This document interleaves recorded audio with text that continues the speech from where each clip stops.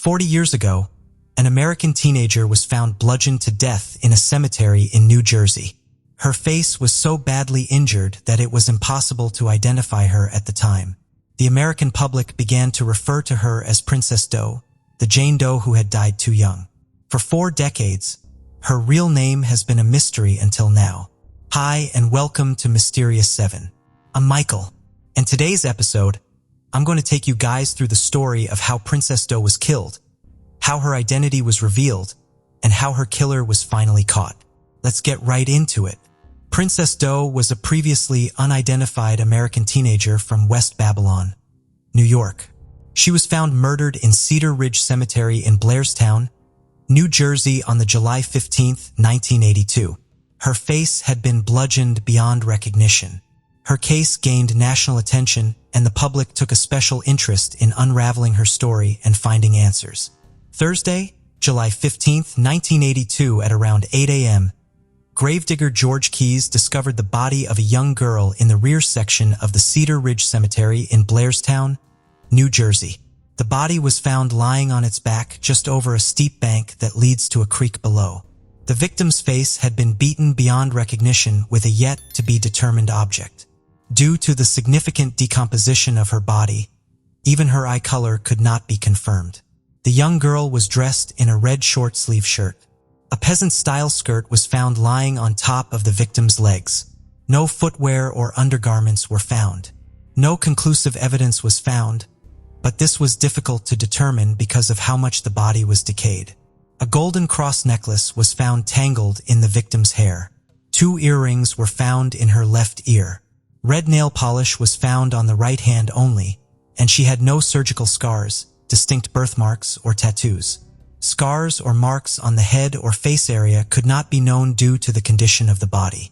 Forensic anthropologists determined that the victim was not pregnant and had never given birth, and was most likely between the ages of 18 and 14 years old at the time of her death. Toxicology did not reveal any traces of drugs, but was not entirely conclusive because of the time elapsed between the death and the discovery of the body. It is believed that the body was discovered after 2 to 3 days or possibly even weeks of exposure to the elements. This was especially difficult to determine because of the hot and humid weather in the area at that time. The forensic examination indicated that the girl had attempted to fight back or defend herself from her attacker, as injuries indicating trauma to her hands and arms were visible. The girl's body was buried in the Cedar Ridge Cemetery, not far from where she was discovered in January 1983. Donated funds were used to pay for the victim's coffin and headstone. The headstone was engraved with the text, "Princess Doe, missing from home, dead among strangers, remembered by all." For many years, Princess Doe was thought to be Diane Janiskai, a missing teenager from San Jose, California who vanished on July 30, 1979. This theory was propagated by several law enforcement officials in the state of New Jersey, who went as far as to hold a press conference identifying Diane Dye as Princess Doe. However, Lieutenant Eric Krantz, the Princess Doe case's original lead investigator, maintained that Diane Dye was not a viable candidate for Princess Doe's identity. Krantz's feelings were shared by Diane's family and investigators in California, who were particularly angered by the conduct of the New Jersey law enforcement. In February 2003, Princess Doe's DNA was compared with a DNA sample from Diane's mother, Patricia, and it was conclusively determined that Princess Doe was not Diane Dye. After seeing images of the girl's clothing in the newspaper, a witness named Anne-Marie Latimer reported to officials that she remembered seeing a girl wearing the same clothing as Princess Doe purchasing cigarettes on July 13, 1982, just 2 days before her body was found. Latimer stated that she was shopping with her daughter at a supermarket across from the cemetery and observed and was able to describe the victim's clothing. The shirt and skirt themselves were traced to a manufacturer in the Midwestern United States, although the brand labels were missing. 3 people reported after viewing the photos that they had bought similar clothes at a Long Island store, which is now closed. On September 22, 1999, the body of Princess Doe was exhumed from the Cedar Ridge Cemetery in Blairstown so that DNA samples could be taken. The body was reburied in the same location. After a 2012 photo composite of the victim was released, it generated new tips as it resembled several missing girls from across the country. One theory was submitted that Princess Stone may have been a runaway and could have been an individual using false names while employed at a hotel in Ocean City, Maryland. In February 2012, a sample of her hair and a tooth were examined through isotope analysis and indicated that the victim was most likely born in the United States, at least 7 to 10 months in the Midwestern or Northeastern United States. The tooth sample indicated she could be from Arizona. It is also believed that the girl had spent a long time in Long Island, New York. Lieutenant Krams, now retired, toying the name Princess Doe early in the investigations and also managed to get the case covered extensively in the media. The case was used as the impetus for recording unidentified crime victims in the MCIC database at the national level. Princess Doe became the first such case entered by the FBI director.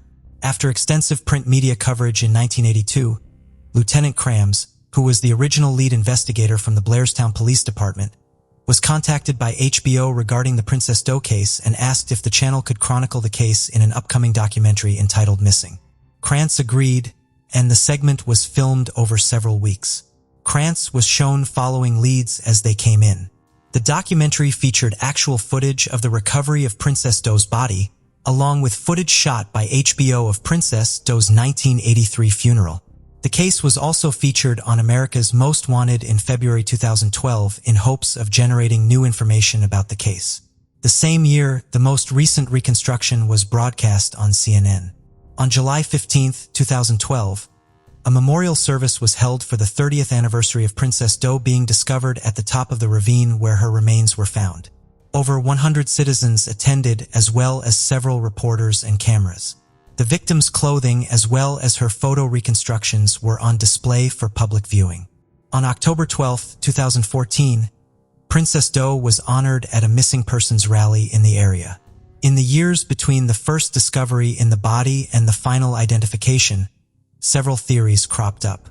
The first one was that Princess Doe was actually Diane Dye, a young girl missing from California, which has now been definitively disproved. Secondly, the killer of Princess Doe was already imprisoned for another homicide. A man called John Rees was briefly suspected as he was convicted of killing another woman in nearby Belvedere, New Jersey, but there was no real evidence of a connection with Princess Doe. The third theory was that Princess Doe was either a runaway that was known to work in the Ocean City, Maryland area, or a prostitute who worked at the local truck stop. The information for these two possibilities was highly inconclusive. Nobody from the local area came forward to identify Princess Doe on or off the record. It seems unlikely that not one single person would come forward if she was known in the area. The fourth and disturbing theory was that Princess Doe was killed by a Blairstown police officer, and that is why the case was never solved. But this claim is completely unsubstantiated. There are retired local law enforcement officers who still follow and contribute to the case even after 40 years. The fifth theory was that Princess Doe was a victim of a serial killer known to operate in the area, such as John Kleiss, Henry Lee Lucas, or Joel Rifkin. Though local law enforcement was aware of these claims, none were found to be credible. A sixth theory was that Princess Doe was an out-of-state teenager who worked at an area camp. Again, this was never proven. And now we come to the seventh theory, that Princess Doe was killed by a man named Arthur Kinlaw. For many years, this was the most current theory. Many of the facts fit the case, and this theory was explored on the America's Most Wanted website. Several New York Newsday articles referenced this theory that was published in 1999 and February. Mr. Kinlaw was already imprisoned for other crimes. But since Princess Doe's body wasn't identified, his involvement in her murder could not be proven beyond a reasonable doubt. Princess Doe's body was re-exhumed in November 2020 using a grant, and she underwent DNA extraction for genetic genealogy. In May 2021, investigators were notified by the NCMEC, or National Center for Missing and Exploited Children, who were collaborating with Astria Forensics about obtaining DNA markers from degraded samples of Princess Doe's body using a grant. On June 18, 2021, investigators received the news that Astria Forensics agreed to extract DNA and construct a DNA profile. On February 10, 2022, Astria Forensics relayed to investigators that the creation of a DNA data file was successful. The results were sent to the NCMEC's consulting genealogist from Innovative Forensics Investigations. The managing officer was Jennifer Moore, who agreed to perform unlimited genealogy testing free of charge. On February 22, 2022, Innovative Forensics announced to investigators that they had found a candidate for Princess Doe. Investigators went to West Battle on New York, where they met Robert Alagnac Jr., Princess Doe's brother. They also collected a DNA sample from Princess Doe's sister, which mitotyping technology used to build a mitochondrial DNA profile. The Union County Prosecutor's Office Forensic Laboratory assisted by creating an STR-DNA profile through the victim's sister's DNA sample. Mitotyping technology sent their results to the Union County Prosecutor's Office Forensic Laboratory, then sent both the mitochondrial DNA and STR-DNA profiles through the University of North Texas Center for Human Identification. On April 29, 2022, the center identified Princess Doe as Dawn Alagnac.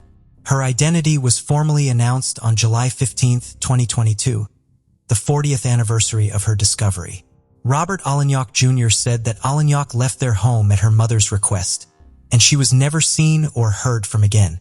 Way back in 1999, evidence came to light that Arthur and Donna Kinlaw may have been involved in Princess Doe's murder.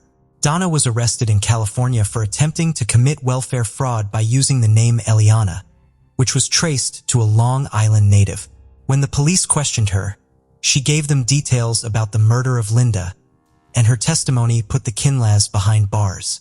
Donna gave details about 2 murders Arthur had committed of 2 other female victims who remain unidentified today. After Arthur was faced with a death sentence, Donna told authorities that Kinlaw had killed another woman, a sex worker, earlier in 1982. She told police that she was with Arthur in the cemetery and witnessed him commit the murder.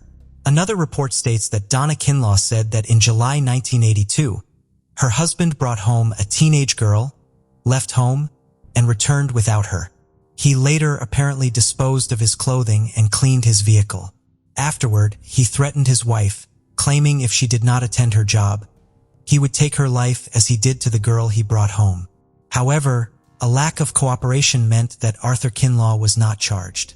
Lieutenant Stephen Spears, who worked on the case as a member of the Warren County Prosecutor's Office, from which he is now retired, stated that Kinlaw claimed responsibility for her death, but I have no physical evidence to confirm that. And without the identity of Princess Doe, I have no way of connecting the dots, so to speak, putting her in a place where he could have been or would have been at the same time. Spears also reported that he doubted the confession because the Kinlaws could not provide a name for Princess Doe, even though they claimed to have been with her for some time. Even though he questioned the credibility of their statements, Spears does not believe the victim was native to Long Island, New York. However, Donna Kinlaw was interviewed by a forensic artist who created a sketch of the girl she claimed to have met, which does resemble the most recent composite. Arthur Kinlaw remained incarcerated for 2 counts of second-degree murder. Following the 2022 investigation of Princess Doe as Dawn Alagnac, Arthur Kinlaw was reconsidered as a suspect and later charged with Alagnac's murder. Dawn Alagnac was born on August 5, 1964. She had been a junior at Connequot High School in Bohemia, New York, where she had lived with her mother and sister, authorities said, but she soon moved out of the family home. According to her brother, she was thrown out of her home by her mom. She ended up getting killed in a cemetery, leaving no clue as to her real identity. But for more than 20 years, the name of her suspected killer was no secret.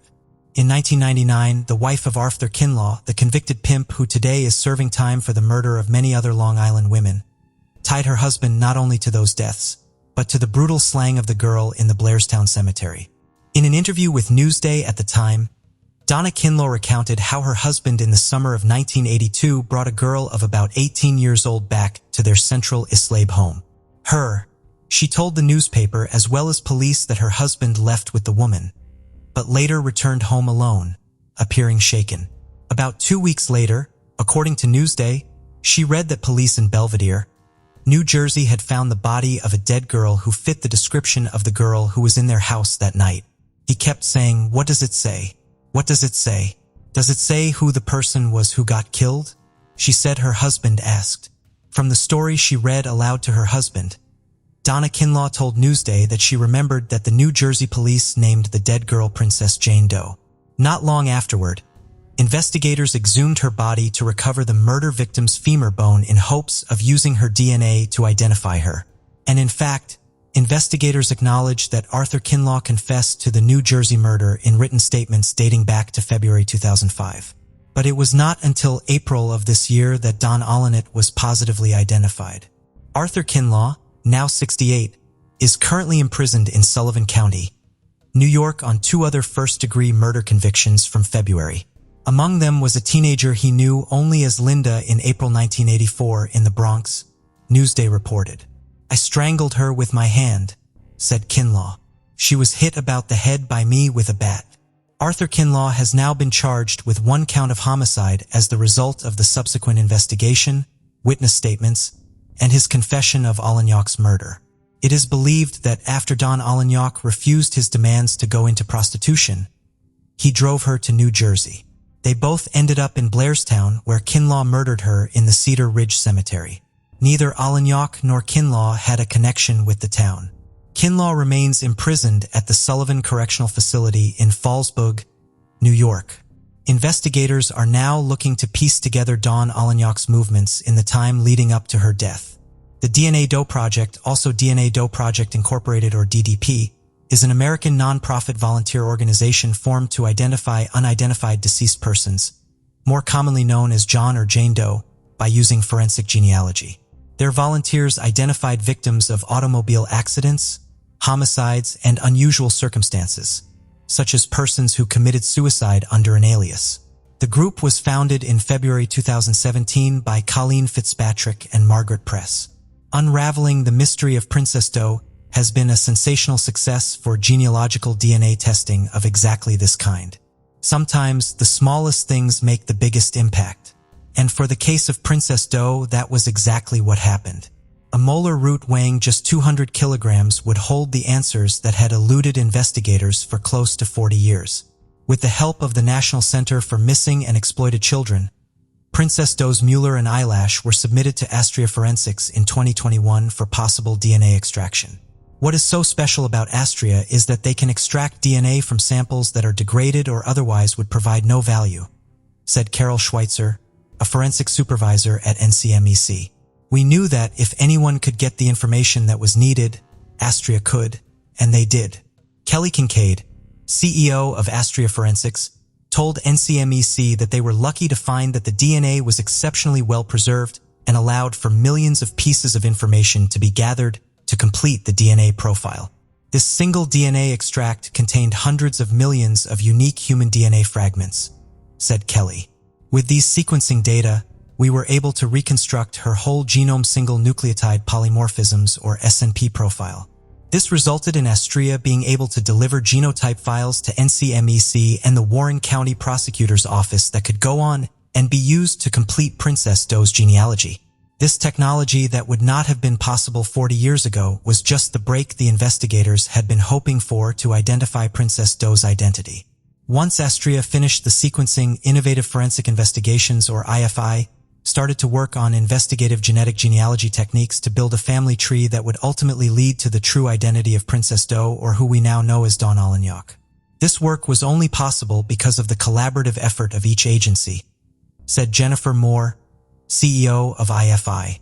"Our team brings forward a diverse set of skills that allows us to help find answers to cases." Echoing Moore's sentiment in today's press conference, Prosecutor Pfeiffer reiterated that science and technology made the impossible possible in this case. Don's case was deeply personal for the investigators involved, and their push for answers and justice never wavered. Don's family expressed deep gratitude to everyone who worked to find answers in Don's case. "This is a very big deal for my family," said Don's cousin. "I'd like to thank Blair staff for treating my cousin like she was one of their own. Touches our family deeply. My cousin is always in my heart," he said while tapping the photo of Don pinned to his chest. "Blairstown, David Tarawona gave up. We were greatly appreciative of that." Since Princess Doe was the first unidentified persons case to be entered into NCIC, the National Crime Information Center, by the director of the FBI, William Webster, on June 30, 1983, This was a historic moment for missing and unidentified persons that has continued to play a crucial role in investigations since. The entry in NCIC has remained current and alive until today when she will be removed. The tenacity of law enforcement has never stopped, and they continue to pour resources and new technology into solving this case. And it's thanks to the collaboration between police authorities and genealogical DNA testing experts that Princess Doe was publicly identified on the 40th anniversary of the discovery of her body as Dawn Ulinick. So what do you guys think about this 40-year-old case finally getting resolved? Do you still have any theories about Princess Doe? Let us know in the comments section. Before we dive in, don't forget to subscribe to our new channel, where we uncover captivating and chilling cold cases that will keep you on the edge of your seat. You won't want to miss the twists and turns we have in store. Let's continue. Kate Waring was born in Charleston, South Carolina. She had 2 siblings and loving parents who tried to give their children the best of everything. From a young age, Kate showed a deep affection for animals and began volunteering at various shelters during her teenage years. She was also a dancer, had many friends, and was a very positive person. Everyone thought she had grown up in a very good environment, and to some extent this was true, but one day everything changed. Just before going to college, Kate confided in her parents that someone close to their family had abused her when she was younger. She apparently did not reveal the identity of the individual, as this information is not found anywhere. The revelation was a real shock to Kate's parents. They had no idea what their daughter had been going through for years. After sharing this terrible secret, her mother and father did everything they could to help her, but the consequences of such trauma only seemed to worsen over time. Initially, Kate struggled with alcohol and later with illegal substances. At one point, her parents suggested she undergo therapy, which she accepted. They also encouraged her to move back home and live with her family, which supposedly would also help her cope with her problems. By then, Kate was an adult and lived separately, but despite everything, she agreed to return home. At first, it seemed that therapy was truly having a positive effect, but Kate continued to be unable to shake off the heavy burden of the past and start living life to the fullest. The psychiatrist she visited diagnosed her with depression, but at one point, everything changed. Her father, who was always concerned and striving to help her, suggested taking a trip to any part of the world she chose. Kate was excited by the idea and soon decided she wanted to travel beyond the Arctic Circle. Her dream was to see polar bears, and despite her sad experience, she still felt a great love for animals. They began to look for suitable tours and soon bought tickets for a trip to the Arctic Circle by boat. Kate was eager to embark on this exciting journey. At that point, her parents saw her depressive state being replaced by a cheerful and positive attitude. When they finally took the trip, Kate was delighted. She and her parents had a great time, and she experienced many positive emotions on the boat that took them to the Arctic Circle, where Kate met another Russian tourist. They kept in touch throughout the trip and continued writing to each other afterward. Kate grew fond of him, and sometime after returning home, she decided to go to Russia. There they reunited, and she even considered staying longer in the country, but was prevented from doing so by visa issues, forcing Kate to return home. Despite this, it seemed that Kate had finally managed to overcome her depression. She planned to resolve her visa issues back home and even started writing a book for her children. It seemed her life was finally getting better.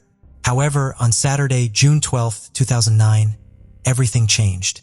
That day, Kate was alone at home while her family was away on a business trip. Kate would always call her father to say everything was fine, but this time she didn't.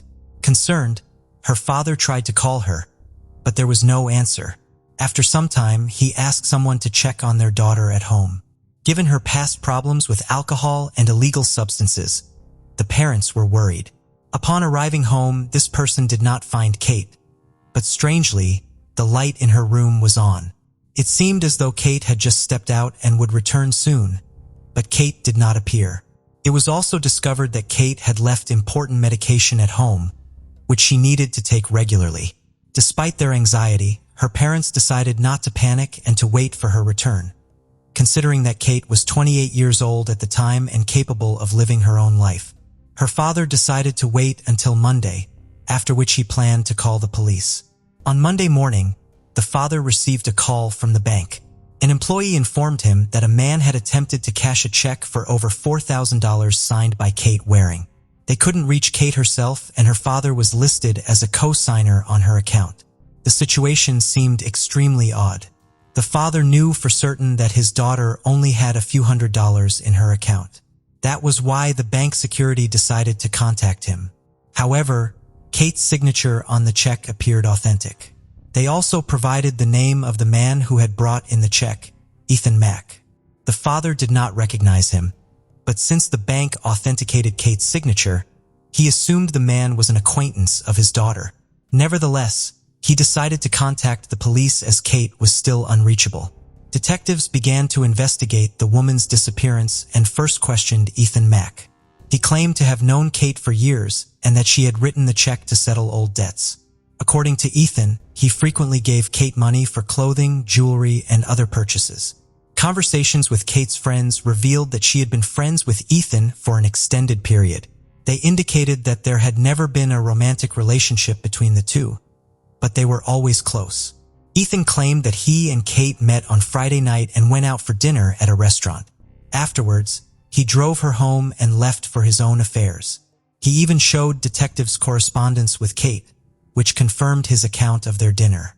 Ethan allowed the detectives to search his house, where he lived with his mother, as well as his car.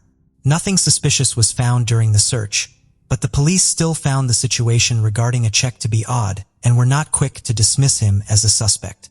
Eventually, Ethan called the police station, forcefully requesting to be left alone. The police tried to reconstruct the timeline of the Friday night when Kate was last seen. She had seen her therapist in the afternoon, then went to the gym. Afterwards, she entered a store and bought a bottle of wine. Security cameras captured her talking to someone on the phone at that time.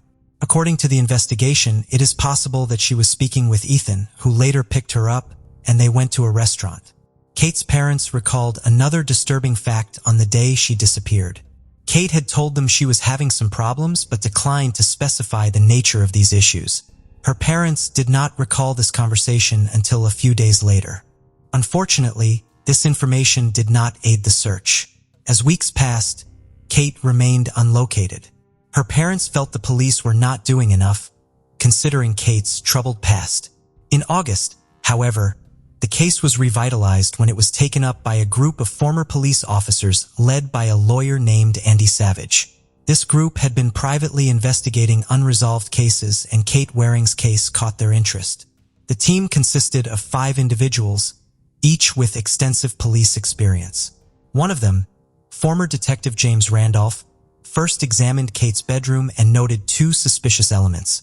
Firstly, he was struck by a packet of medication that Kate regularly took. Her parents confirmed she would never intentionally stop taking her medication, so the fact that the packet was left at home was highly concerning. Secondly, he found Chinese currency on Kate's bed, which was peculiar because her parents had no idea where she had obtained it or why she needed it. Another team member, Bobby Mitter, who specialized in gathering online information about individuals and tracking them, was then involved. His skills proved invaluable. He quickly found that on the night of her disappearance, around 10 p.m., Kate had called her friend James, who did not answer the phone. She then left him a very troubling voicemail claiming someone had stolen her credit cards and revealed that her phone was last active at 1:53 a.m. when, for some reason, she called her own voicemail member. Lewis discovered that the call was made from the area of James Island, which was a few kilometers from Kate's house. Another team member, former homicide detective Eugene Fraser, learned something intriguing. He spoke with several acquaintances living in James Island and found it odd that Ethan Mack, who had voluntarily let the police inspect his and his mother's home, did not actually live there. Instead, he rented an apartment in a nearby building. Eugene was fortunate to uncover these details since one of his acquaintances happened to be the landlord of the apartment Ethan had rented. Digging deeper, the team of detectives realized the police had not conducted a proper investigation into Ethan. They had only performed a superficial check of his mother's house. The team decided to investigate on their own and found that Ethan had a girlfriend named Heather Camp. When they asked Kate's parents if they knew the woman, her mother recalled a strange story. Kate had met Heather about a month before she disappeared on a train from Washington, D.C., where Kate had been having issues with her visa for Russia. After meeting her on the train, Heather told Kate that she had been robbed of her wallet and now had nothing to live on. Kate agreed to help and lent her a significant amount of money. Heather claimed she had landed a job as a pediatric surgeon in South Carolina and was supposed to start in the coming days. Later, Heather announced that her daughter had died in a car crash in New Jersey, and her behavior appeared completely irrational. She did not go there, and her demeanor suggested that her daughter's death did not affect her greatly. The detective team discovered another curious fact. Heather was facing a fraud case in Indiana. The charge was that she had been posing as a licensed doctor by falsifying the necessary documents. The team thus gathered an impressive set of data that forced them to look at the case from a different angle. They passed all this information to the police, but the police were completely reluctant to continue the investigation. The team realized that the only way to get the police to take action was to present incontrovertible evidence that implicated Heather in Kate's disappearance. To achieve this, the team took extreme measures. First, they asked the person who rented the apartment to Ethan Mack to install a hidden camera in front of his apartment door. Moreover, they installed a hidden GPS tracker in Ethan's car. This allowed the team to monitor his movements and see what he was doing. It didn't take long to bear fruit. After examining Ethan's travel patterns, the detectives discovered that he had stopped at numerous pawn shops around the city. They followed his trail and found out that at each of these pawn shops, the man was selling various pieces of jewelry in small batches. Unfortunately, they couldn't ascertain if the jewelry belonged to Kate, but the detectives felt they were getting closer to a clue. After some time, they encountered a serious problem. The landlord of the apartment where Ethan and Heather were staying informed them that he was going to evict them for non-payment. The teen realized that if he did, they would lose the chance to watch their behavior and movements. So they made an effort to persuade the landlord not to do it. Along with this, the detectives urgently devised a new plan. They asked the landlord to give Ethan and Heather an extra period to pay the rent, but with one condition. Both had to sign an agreement committing to clear this debt in any case. This strategy worked.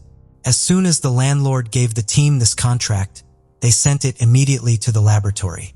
The objective was simple: to compare the handwriting of Ethan and Heather with Kate's signature on the check for $4,000, and here they had a pleasant breakthrough. The handwriting expert confirmed with absolute certainty that the signature on the check was from the same person who had signed Heather's name on the contract.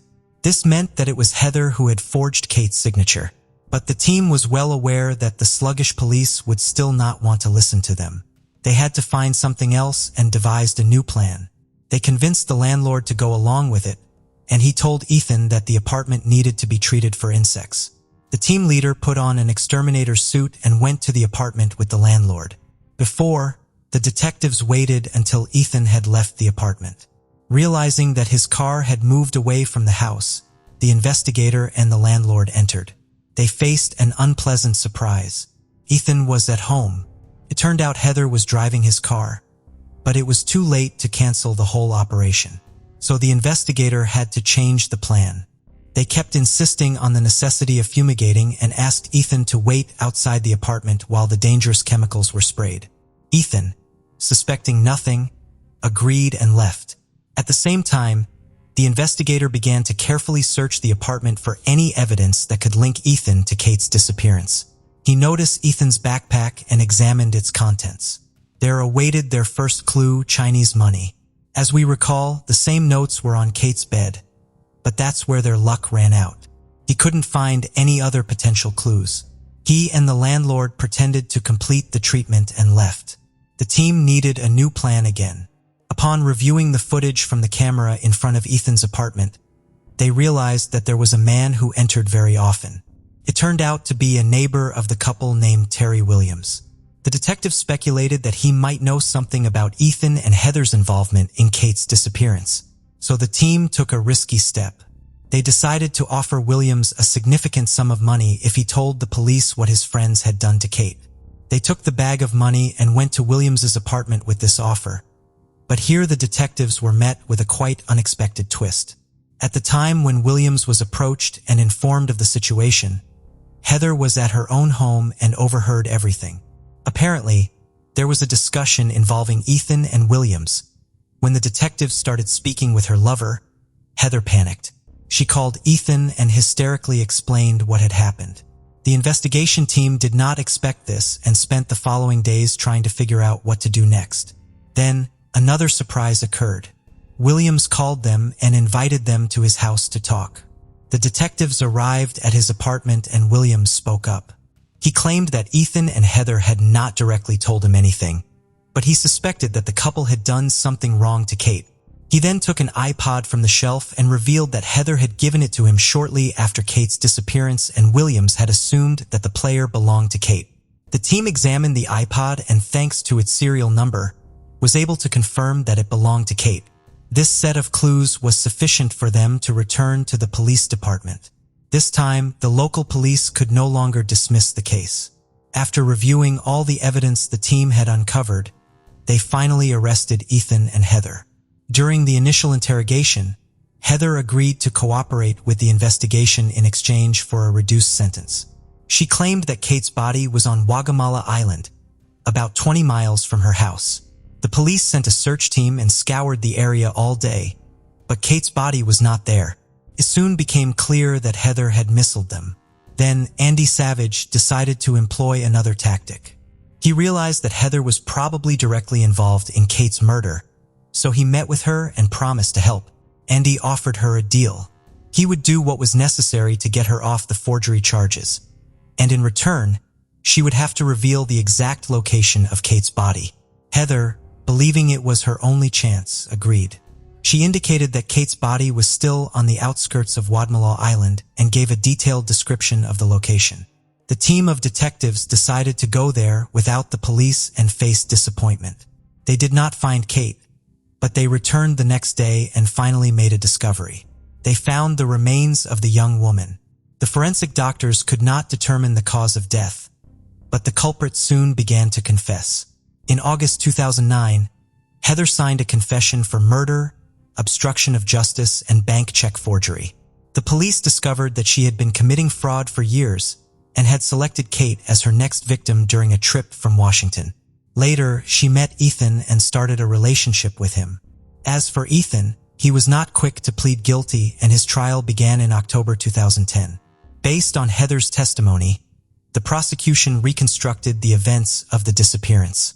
According to her story, on the day Kate disappeared, she found out that Heather had deceived her and also stolen her credit cards. Kate threatened to tell her father, who would likely involve the police. Heather told Ethan, who took her side despite his long friendship with Kate. According to the investigation, Kate was not just having dinner with Ethan that night. Heather was also present. It seems that the pair was trying to negotiate with Kate to prevent her from revealing the deception. At the restaurant, Heather may have promised Kate to return the credit cards and the money that had been at Ethan's apartment. When the three arrived there, Heather and Ethan might have waited for the right moment to end with her life. The court questioned Heather's version of events and eventually sentenced her to 39 years in prison. As for Ethan, he was slightly luckier. He was sentenced to 25 years, this difference being that Heather was also charged with fraud.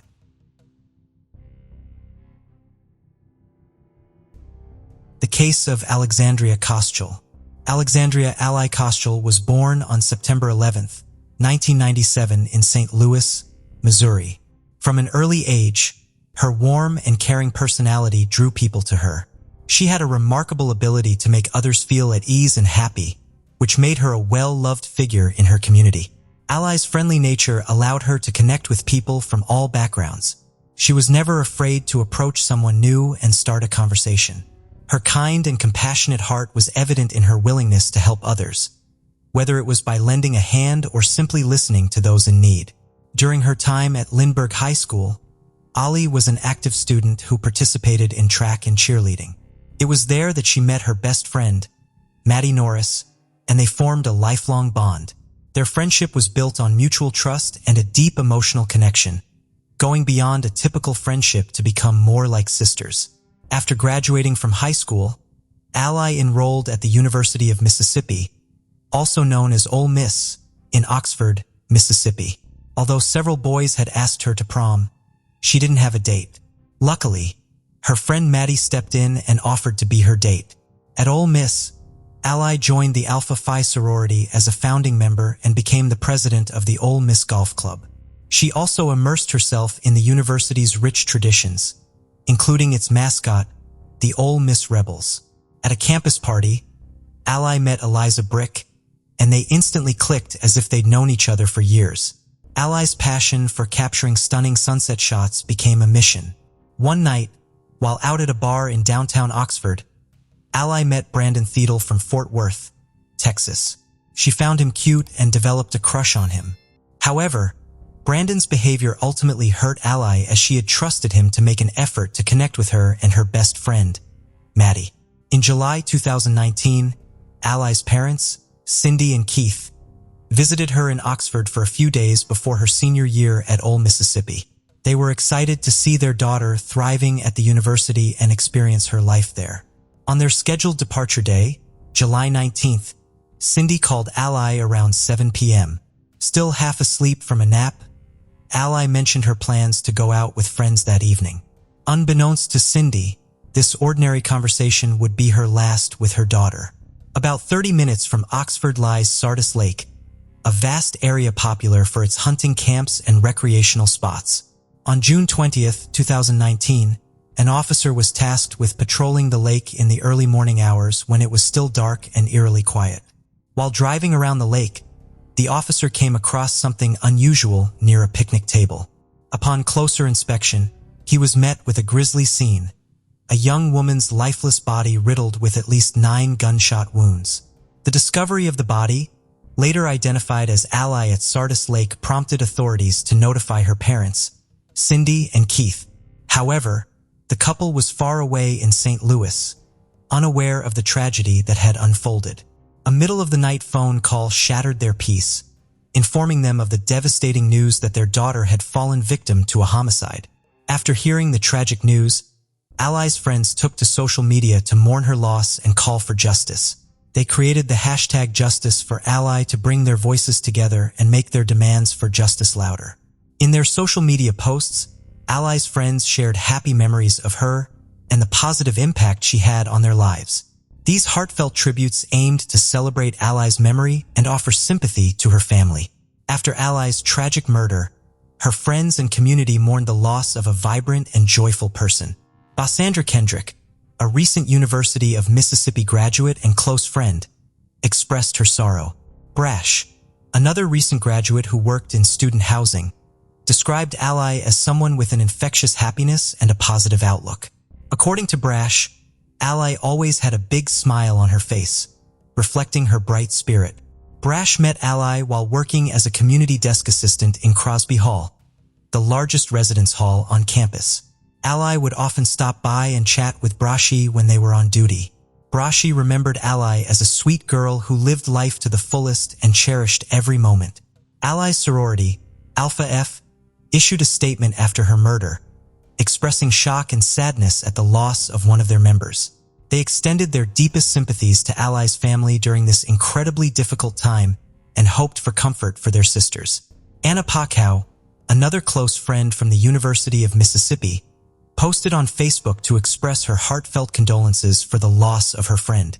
She described Ally as the most genuine and uplifting person she had ever known, emphasizing the significant impact Ally had on the lives of those fortunate enough to have met her. Emily Groh, a fellow cheerleader of Ally at Lindbergh High School, took to Twitter to express her shock and sadness over Ally's murder. She cherished the time they spent together on the squad, praising Ally's bright and positive attitude. Emily regretted not having had the chance to get to know Ally better. At the Sardis Lake crime scene where Ally's body was found, investigators discovered several cans of White Claw seltzer, and ballistic expert was called in to analyze the scene and piece together what had happened. The expert's findings revealed that the killer had initially sat across from Ally on the picnic table benches when they fired the first shot. However, after the first shot, the killer stood up and began circling the table, moving closer to Ally with each step. The expert theorized that, with each step, the killer fired Ally again. One of the rounds fired by the killer missed its target and got stuck in the wooden picnic table.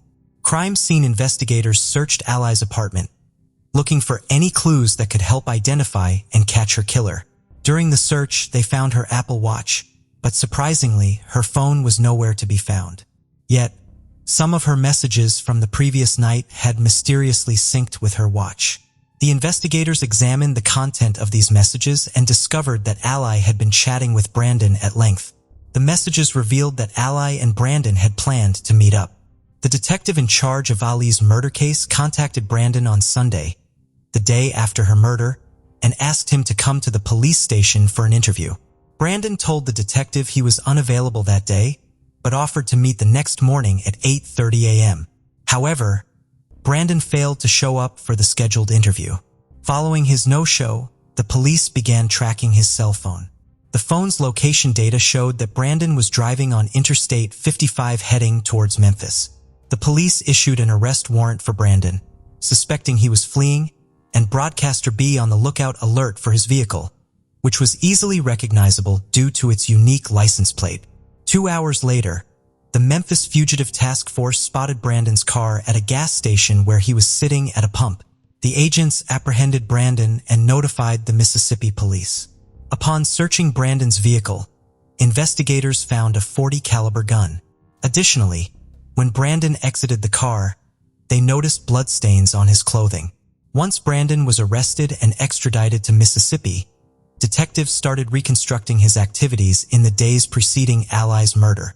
On Saturday, July 20th, Brandon spent the day with friends, going bowling. The next day, he visited another friend's house, bringing a 6-pack of beer and his .40 caliber gun. The friend reported that they talked for a while, but when he woke up on Monday, Brandon had left. During the investigation, detectives found that Brandon had no history of physical fights or violence. They also gathered information from Brandon's friends and allies' loved ones, who said that the couple had met at a local bar in Oxford during their freshman year and started dating casually. However, their relationship took a turn for the worse during their sophomore year. Ally's loved ones noticed that she became more invested in the relationship than Brandon, causing tension between them. This led to Brandon blocking Ali's attempts to contact him because she would often go out, get drunk, and call him.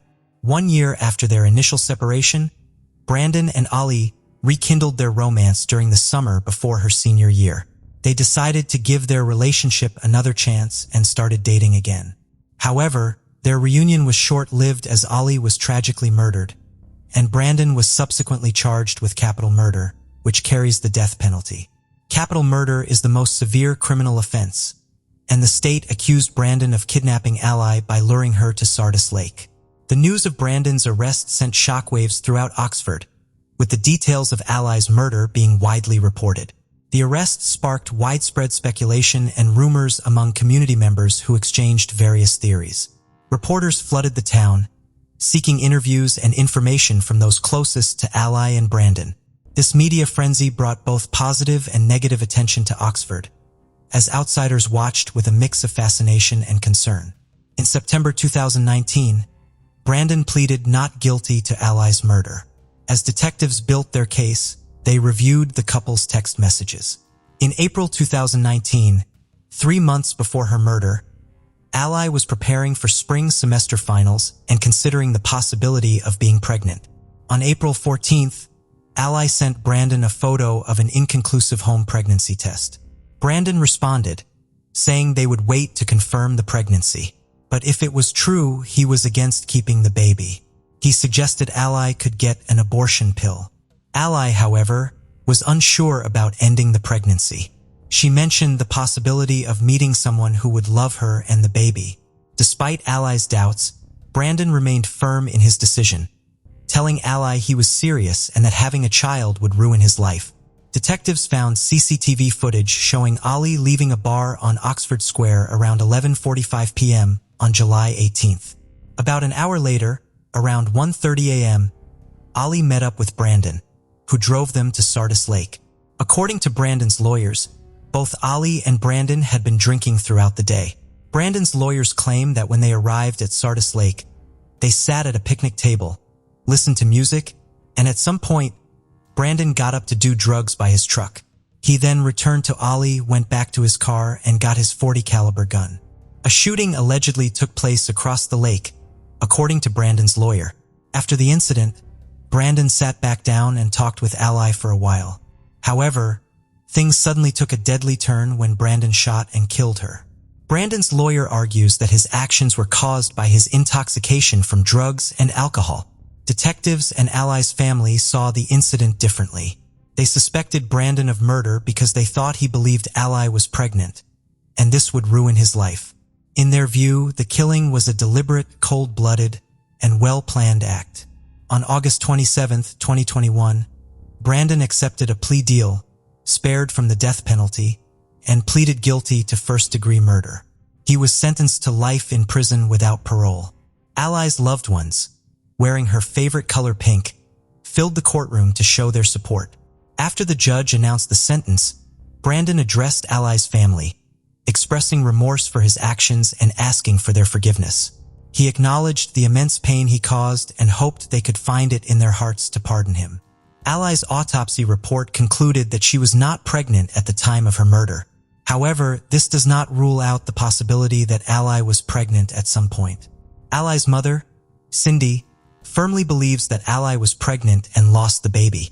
A memorial was set up at Sardis Lake, where Ally was murdered by her family and friends. Her parents, Cindy and Keith, hold on to memories of their daughter, even though the silence is still painful for them. Every time Ally's friends see a pink sunset, they think of her. They have devoted themselves to keeping her memory alive, working to spread her positivity and make sure she is never forgotten. Ruth Penelope Penny Bell, known to most as Penny, was born on February 28, 1948, in Somerset, England. Her childhood was a mix of highs and lows. As a teenager, family problems intensified, leading 16-year-old Penny to leave home to start a new life. Despite her young age and lack of resources, she managed to forge ahead, buoyed by her energetic and friendly personality. Eventually, Penny married, and at the age of 30, in 1978, she gave birth to a son named Matthew. Details about her early adult life are sparse, including information about her first marriage, which was relatively short. In 1981, Penny married Alistair Bell, a successful real estate agent. They had been friends before their marriage, and Alistair readily accepted Matthew, raising him as his own son. To outsiders, they appeared to be a stable and prosperous couple. In 1982, Penny and Alistair welcomed their daughter, Lauren, Penny's second child and the first from her marriage with Bell. The family seemed to be thriving, settling into a comfortable home. The Bells' finances improved significantly, and in October 1987, they moved with their two children to a house valued at £500,000, approximately $626,000 in Bakerswood, in Buckinghamshire, an area regarded as a haven for celebrities at the time. Their life seemed idyllic, with a harmonious home free of any obvious strife. They enjoyed the privileges and comforts their financial situation afforded them. By the early 1990s, Penny had established herself as a successful businesswoman. She was highly organized, managing her busy schedule meticulously. Alistair also did well professionally, and though their family home was comfortably equipped, in the summer of 1991, the Bells hired a renovation team to refresh their home's aesthetics. They could easily afford the renovation expenses. Little did they know that their seemingly perfect world was about to collapse, and a tragic event would soon expose family secrets that no one could have imagined. June 6, 1991 began like any other day for the Bells. Alistair left the house at 8:30 a.m., as usual, to drop his son at school before heading to work. He bid farewell to his wife, who appeared radiant and cheerful as always. The night before, Alistair had noticed Penny seemed worried, but she assured him she was just exhausted. Alistair believed her as she fell asleep quickly. He thought the stress of the home renovations was taking a toll on her energy. As Alistair left with his son in the car, he noticed Penny didn't give her usual hand wave goodbye, but he attributed this to her being preoccupied with many things, including the disruptions caused by the renovation work.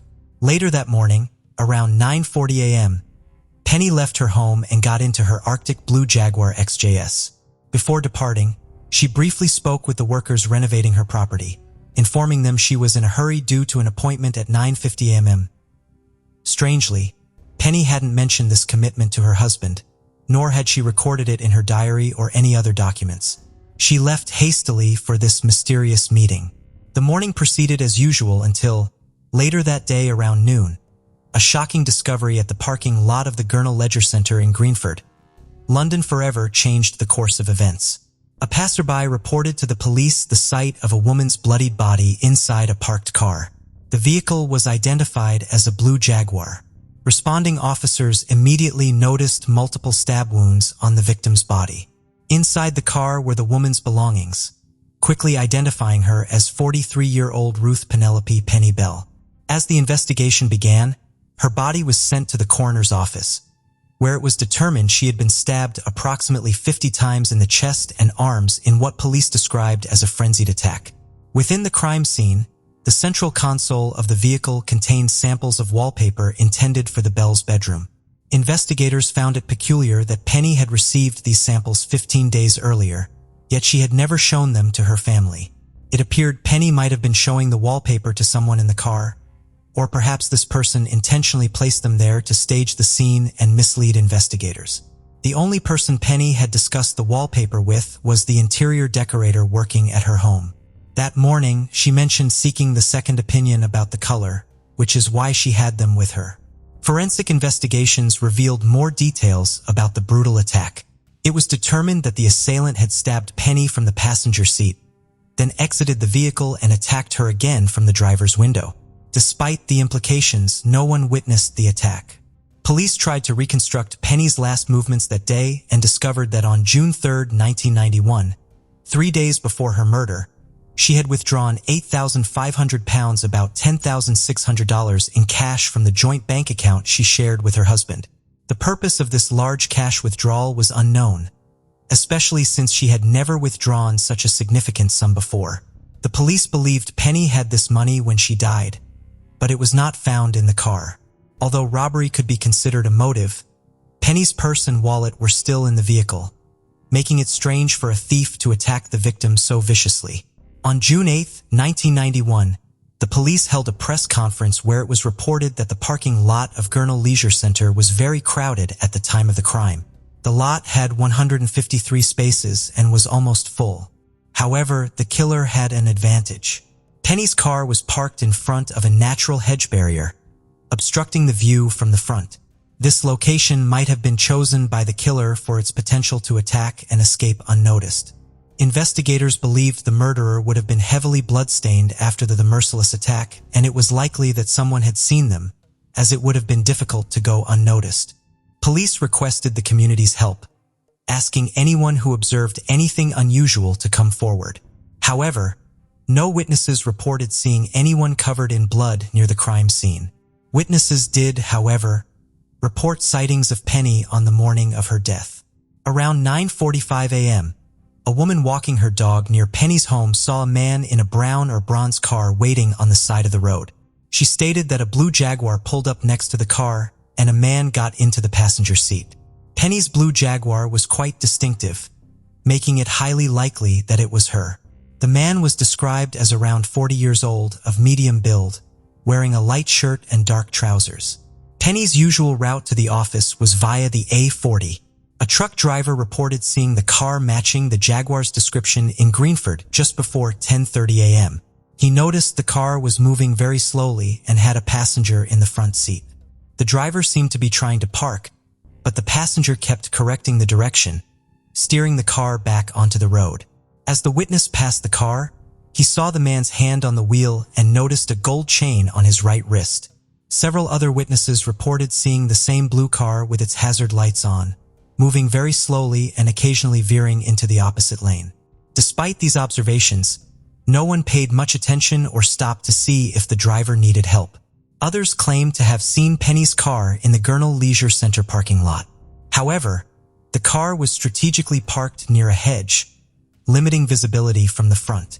A woman walking through the parking lot noticed the windshield wipers moving on a dry, sunny day and the hazard lights flashing, but she did not look inside the car. These sightings in the public pool parking lot happened less than an hour after Penny left her house. Another witness saw the blue Jaguar with a dark-haired man in the passenger seat. He watched the car enter the parking lot and saw the driver, presumably Penny, look at him and silently mouth a plea for help, though he heard nothing. Despite this, he ignored the call for help and continued on his way. Around 10:45 a.m., a witness saw a man leaving the swimming pool parking lot on foot. He was described as elegantly dressed and not carrying the swim bag, suggesting he wasn't there to swim. It was noted that one side of his face appeared disfigured.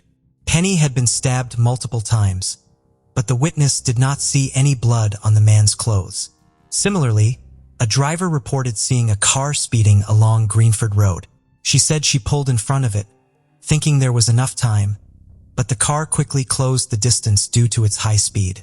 The driver signaled with his lights and shouted for her to move aside. Initially, she didn't let him pass but became frightened and stopped.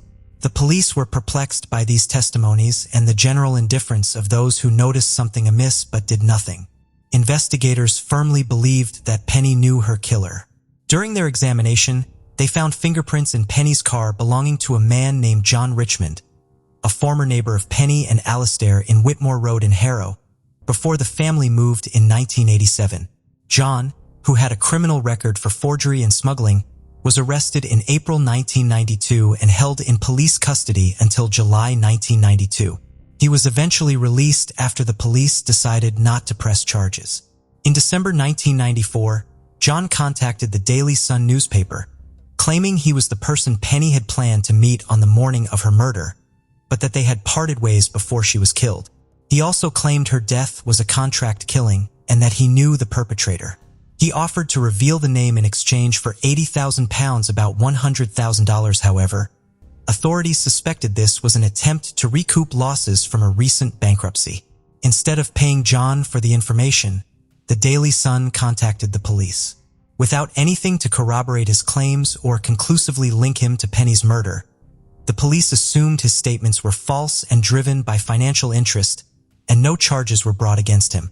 Alastair, Penny's husband, was also considered a suspect, being the primary beneficiary of his wife's estate and life insurance.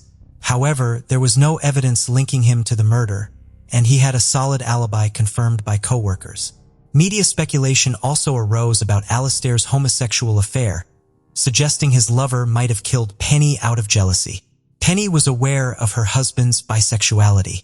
When they met, Alastair was in a relationship with another man, who even participated in their wedding ceremony. Police rigorously questioned Alastair about this, but later ruled him out as a suspect. It was also revealed that until 1982, when daughter Lauren was born, Penny had volunteered at Samaritans, a charity offering emotional support to people dealing with issues like anxiety, distress, and suicidal thoughts.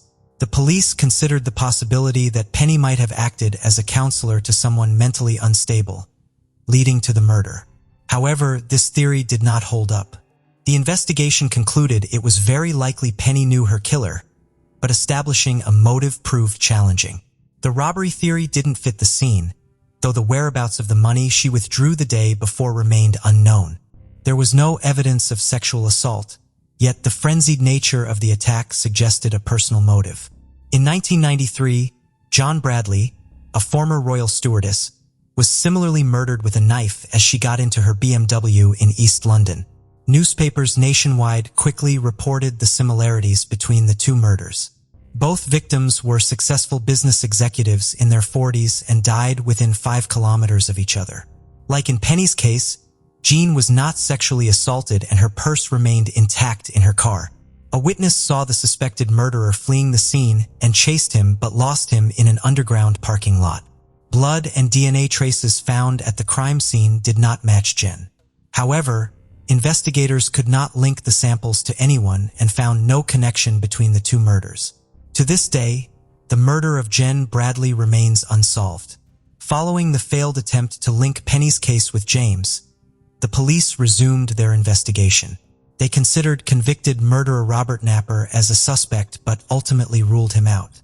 The officers later announced that up to 30 people who might have been in the parking lot at the time of the businesswoman's murder had not yet come forward to report if they saw anything on the morning of June 6, 1991. Alistair Bell made a public plea for witnesses, but it was in vain.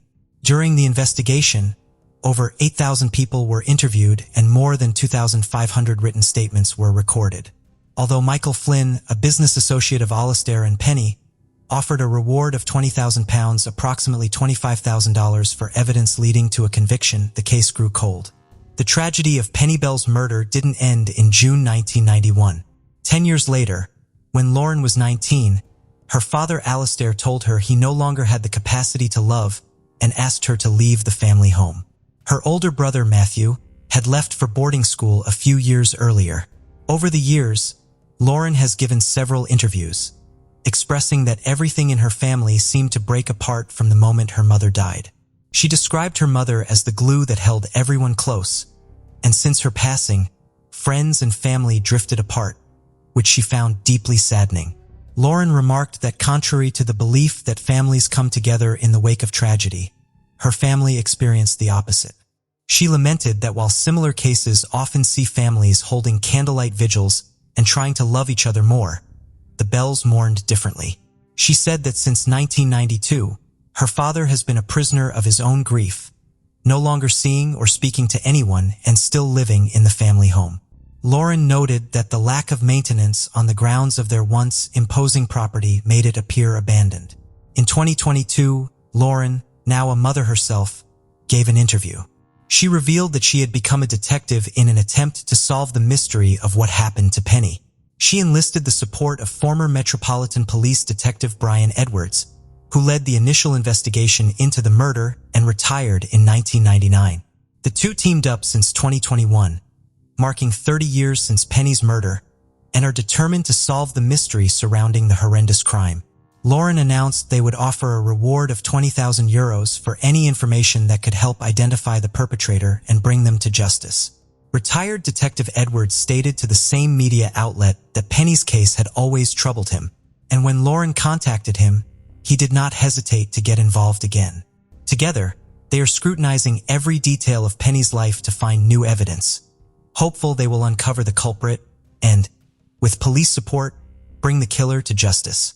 More than 2 decades after Penny Bell's bloodied body was found in her distinctive blue Jaguar, the case remains one of the most enduring and enigmatic unsolved crimes in the United Kingdom during the 20th century. The case of Lorena Bobbitt. It's said that a humiliated and insulted woman is capable of anything, with the most terrifying in this list being revenge, cruel, ingenious, and sometimes unpredictable. Much in this regard depends on the lady's level of sanity, but one must not overlook the depth of her hurt. This destructive emotion can be carefully hidden within a woman for years, but if it erupts, it will sweep away everything in its path. The story of the Bobbitt spouses in the early 90s shook the world, and their surname became a byword, spawning the verb to bobbit, which means to cut or to chop. This case drew heightened public attention, not just to the issues of domestic violence, but also to such a delicate subject as marital assault, which many try to sidestep. Lorena Leonor Bobbitt was born on May 15, 1970 in the town of Bucale, located in eastern Ecuador near the province of Chimborazo. She was the youngest child in a simple and very modest family. When she was in elementary school, her family moved to Venezuela and settled in Caracas. Lorena grew up quite clever. She performed well in school, was diligent and goal-oriented. In her teenage years, she lost her father, and her relationship with her mother, Elvia Gallo, was quite strained. As soon as she graduated from school, she decided to move to the United States to live with her cousin, Jana Basutti. Her relative gladly took her in and helped her with the paperwork for a student visa. However, she was a very conservative woman. So Lorena, living in her house, had to abide by a strict set of rules, just like Jana's own children, and also take on some of the household duties. Despite everything, the young woman decided to stay in the U.S., as she realized that it offered her far more opportunities than Latin America. She had long been attracted to the beauty industry, so Gallo decided to train as a manicurist. Moreover, Basutti owned her own beauty salon located in the city center, had extensive experience in the field, and was eager to help her niece learn the profession by allowing her to observe the work of the specialists and practice on her own. Later, her aunt arranged for her to work part-time in her salon. About 8 months after she moved to the new country, the young woman had settled in, enrolled in college, and was working as a manicurist in her relative's salon while gradually saving money. In September 1988, Lorena was preparing to go to a party with several of her friends. Her aunt gave her strict instructions on how to behave and what time she needed to be home, and she promised that everything would be fine. The modest young beauty was nervous as it was her first time preparing to go to a nightlife establishment late at night. She chose a relatively modest outfit, unlike her friends, applied makeup, and styled her hair fashionably. Upon arriving at the nightclub, she was struck by the carefree and festive atmosphere. Inside, the venue was filled with young people dancing, having fun, and socializing.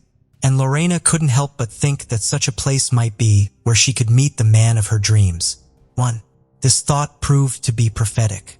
A few minutes later, she noticed a very attractive young man intently looking at her and smiling. He waved at her and she waved back. Then the young man approached her and introduced himself. He was John Bobbitt, and he could not take his eyes off the young beauty with the quite exotic appearance. The guy was handsome, tall, and charismatic. He cracked jokes and skillfully paid compliments, so she couldn't resist his charm. They spent the evening dancing and chatting, and afterwards, the new acquaintance walked Lorena to her aunt's home. As they said goodbye, he asked for her home phone number and promised to call soon. John Wayne Bobbitt was born on March 24, 1967, in Buffalo in the northwestern part of New York State. He was the youngest of 3 children in his family. At the age of 3, the boy lost his father, who tragically died, and his mother, unable to cope with the shock, ended up in a psychiatric clinic after a serious nervous breakdown. All 3 children were taken into the care of their religious aunt and uncle, who wanted to help their relatives in this difficult situation. The boy was still very young at the time, but the events that occurred undoubtedly left a mark on his life. The aunt and uncle raised the children with strictness in accordance with religious canons. They all attended church every Sunday and engaged in charity work, trying to help those around them. John was not an outstanding student, but overall he did fairly well in school. As a teenager, he decided to pursue a future in military service. After undergoing the necessary training and special preparation at a military academy, the young man joined the ranks of the Marines, where he proved himself as a brave, disciplined, and determined young man. However, after a few years, the strict regime and the need to obey in the army began to weigh on him. After leaving the service with some military experience and skills, he was hired as a security guard at one of the city's popular establishments. But he later changed jobs frequently, not staying long at any. The day after they met, John, as promised, called Lorena to ask her out on a date. The young couple simply walked through the park, engaging in easy conversation about various topics, and John made it clear that he wanted to continue their relationship. Lorraine was not opposed to this, but according to the rules set by her aunt, she had to introduce her boyfriend to her before they could start a serious relationship. John accepted all the conditions, and on the appointed day, he came to dinner at the home of his beloved's relative. Bobbitt was very sweet, courteous, and considerate, yet he made an effort to appear serious. He managed to make a good impression on the strict Jana, and after a serious one-on-one conversation with the young man, the woman allowed her niece to continue seeing John. 6 months after the start of their romantic relationship, the suitor proposed to Lorena, and she accepted. She was overjoyed, having always dreamed of a family, children, and a home of her own. The couple began preparing for the most important event of their lives, and in June 1989, shortly after Gallo turned 19, they made their union official. The wedding celebration was quite modest as the young couple did not have the money for a lavish ceremony, and they chose to spend their savings on a honeymoon by the warm ocean coast. They were happy, but the only shadow over the celebration was the absence of the bride and groom's parents. Instead, their aunts and uncles came to share the joyous moment with them. After the wedding and a delightful honeymoon, The couple moved to Virginia and settled in a quiet and cozy area of the city called Manassas. The first few months of their life together were like a real fairy tale. They enjoyed each other's company, showing mutual tenderness, care, and love. But as the new year of 1990 approached, the situation began to change for the worse. At first, Lorena tried not to pay much attention to some of her young husband's remarks and rudeness, thinking it was just a so-called adjustment period.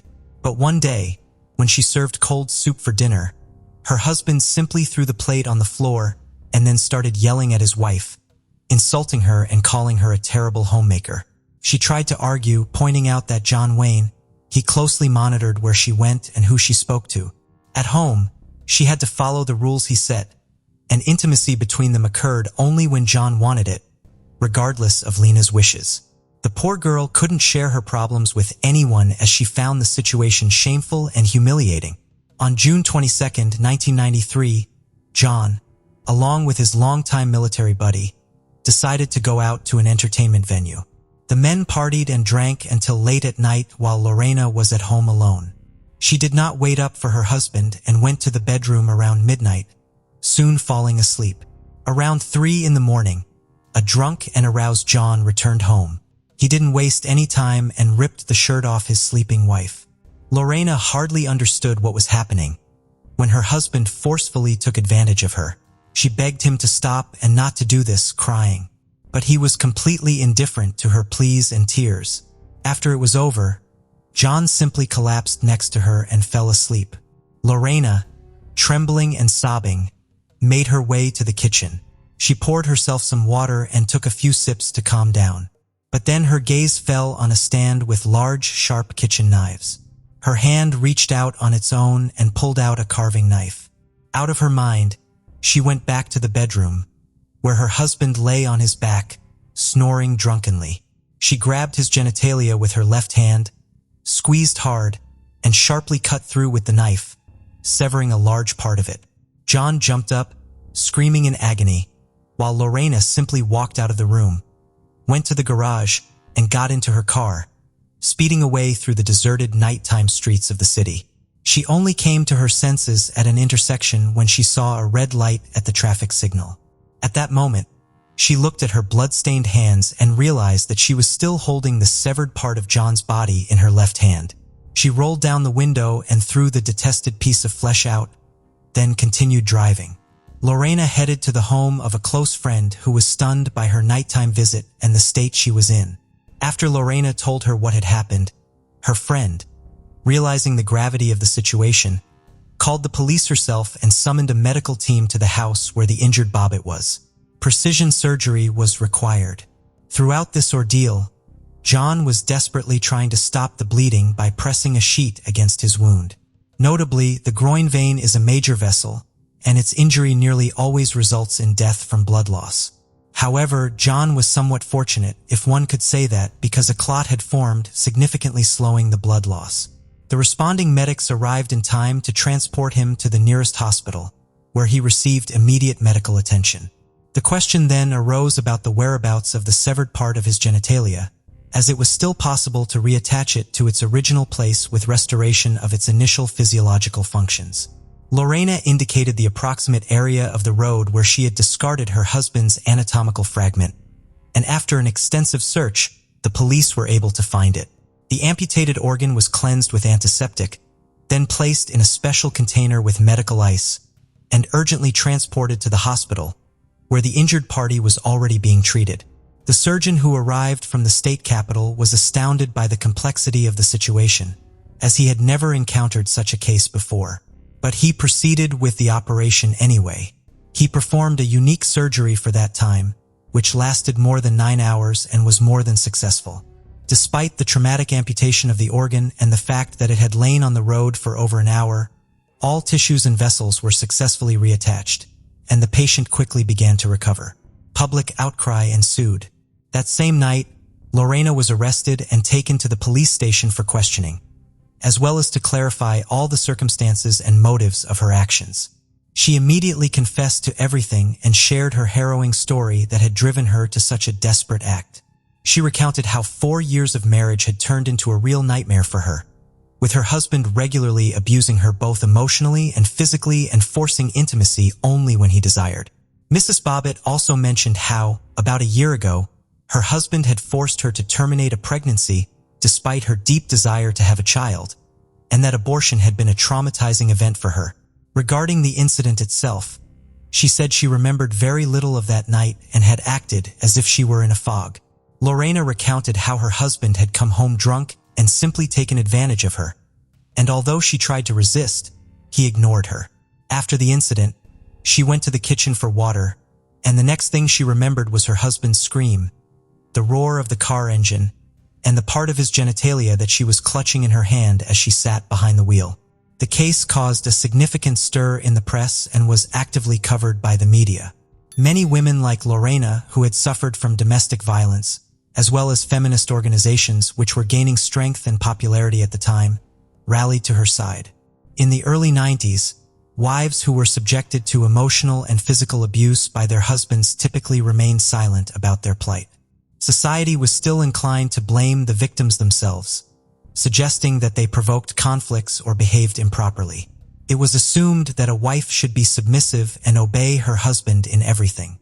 And if the husband was dissatisfied and resorted to violence, it was considered the wife's fault.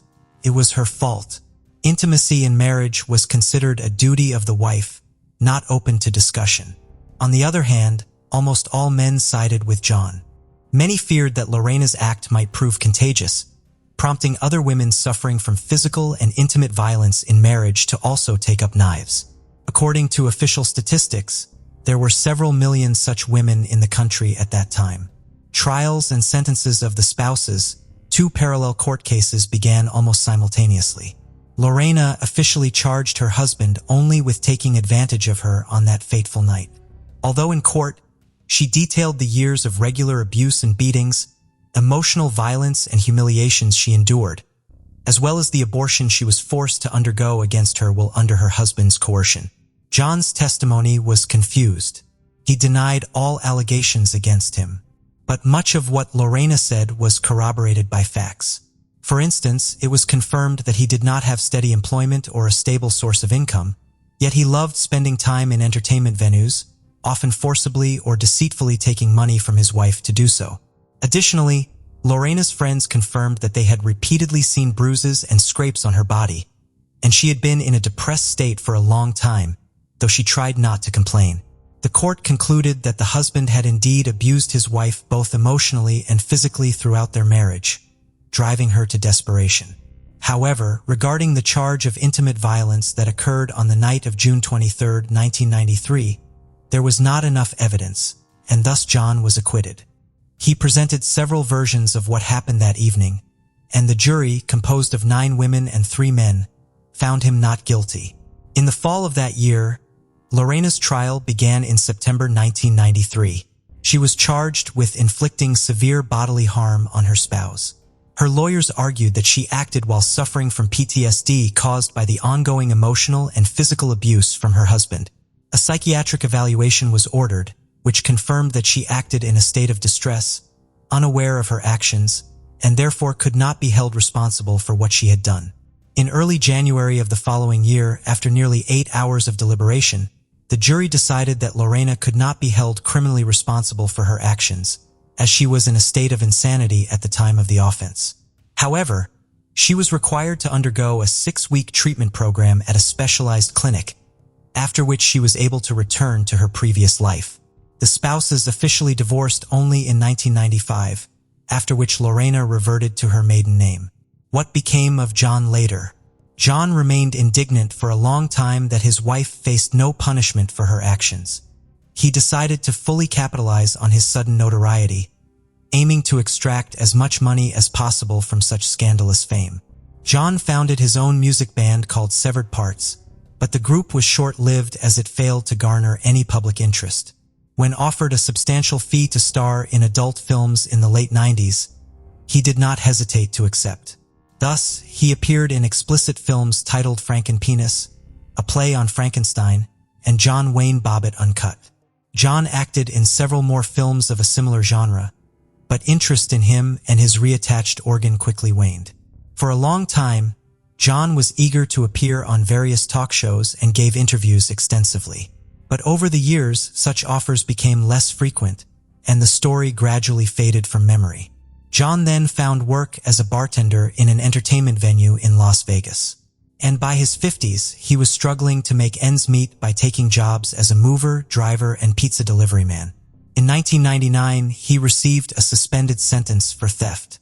Regarding his personal life, during the high-profile court case that the entire country followed, journalists discovered that Bobbitt had an illegitimate son named Andrew, born in 1992 to one of his lovers, Beatrice Williams. In 1994, John was brought to trial for assaulting his new girlfriend, Christina Elliott, who worked as a dancer in a nightclub. He spent 15 days in jail for this and received probation. In the early 2000s, John was arrested 3 times for assaulting his then-wife, Joanna Farrell. This time, he was imprisoned for a year for violating his probation. They officially divorced in February 2004. What happened to Lorena? Unlike her former husband, Lorena did not take pride in her scandalous notoriety and tried to stay out of the limelight. In 1996, she decided to return to her native Ecuador, where her mother, Elia, was living at the time. However, just 6 months later, Lorena made the news again when her mother accused her of assault. The conflict was resolved without going to court, and the women continued to live together. A year later, Lorena returned to the USA, where she opened her own small beauty salon in Washington. In February 2007, she founded a foundation called Lena's Red Wagon, which focused on helping women who had suffered from domestic violence. Soon after, Lorena agreed to give an interview for the first time in a long time and appeared on CBS News Morning Show, where she discussed her life post-incident. She also appeared on the popular Oprah Winfrey talk show in the mid-2000s. Lorena remarried, and her new husband was a man named Dave Bellinger, with whom she had a daughter in February 2006. She preferred not to recall her marriage to Bob at all and claimed she did not follow his life after their divorce. In February 2009, nearly 15 years after their sensational legal battles had ended, the former spouses met face-to-face for the first time on the show, Insider. John apologized to Lorena for the way he had treated her during their marriage and declared that he still loved her despite everything. Lorena was visibly moved by his words and confirmed that every year on Valentine's Day, her ex-husband still sends her flowers and cards. Stephanie Bennett was born on August 30th, 1979 in the small American town of Rocky Mount, Virginia. After her parents divorced during her childhood, Stephanie lived with her mother. Despite the divorce, her father lived nearby and Stephanie would see him nearly every day. Later on, her father remarried, giving Stephanie a stepsister named Diana. Upon finishing high school, Stephanie attended Roanoke College, which was 350 kilometers from her home. In her senior year, she met a young man named Walter and they started dating. After college, the couple split but continued their relationship even as they moved to different cities. Stephanie moved to Raleigh, North Carolina, alongside her stepsister Diana and a mutual friend named Emily. The three shared an apartment in the Bridgeport residential complex located in a quiet, peaceful area on the outskirts of the city. Stephanie secured a job at IBM while her boyfriend moved to Greenville, South Carolina to pursue an engineering degree. After living in Raleigh for about a year and with Stephanie recently having turned 23, she, her stepsister, and her friend were planning to relocate to different cities. Stephanie intended to move to Greenville to be with Walter, and the couple had already begun looking for a place to live together. In May, Stephanie visited Greenville, where she and Walter viewed several apartments and chose one suitable for them. Upon her return to Raleigh, she found that Emily had moved to another city and Diana had left for a few days to attend a funeral. On the night of May 20th, Stephanie came home from work and spoke on the phone with Walter, who was to fax her the lease agreement for the new apartment for her signature. They agreed that Walter would send it the following day when Stephanie could use the fax machine at her workplace. The next day, Walter was unable to reach Stephanie by phone, either at work or at home. After several unsuccessful attempts and Stephanie failing to show up for work, her friends and family became concerned and contacted the police. When the police arrived at her apartment, they found Stephanie deceased on the floor of her bedroom. Upon finding identification documents and confirming through a photograph, they identified Stephanie as the victim. Investigators noted a dirty clothes hamper under the window of Emily's bedroom, which had been moved. They surmised that the killer could have entered the apartment through the window.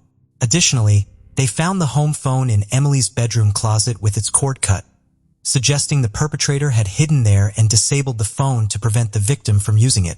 After speaking with Diana, the police learned that several items were missing from the apartment. The perpetrator had taken $8 from Stephanie's wallet, 2 recorders, and the clothes hamper from Stephanie's room, presumably to carry the stolen items. Forensic experts found DNA evidence on the victim and took a sample, but it did not match any records in the FBI database.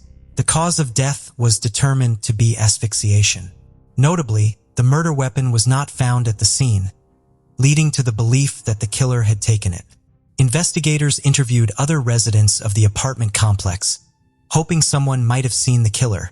During these interviews, it came to light that for several months, residents have reported someone lurking around and peeping through windows at the complex. The manager was questioned, but the complex administration could not locate the suspect.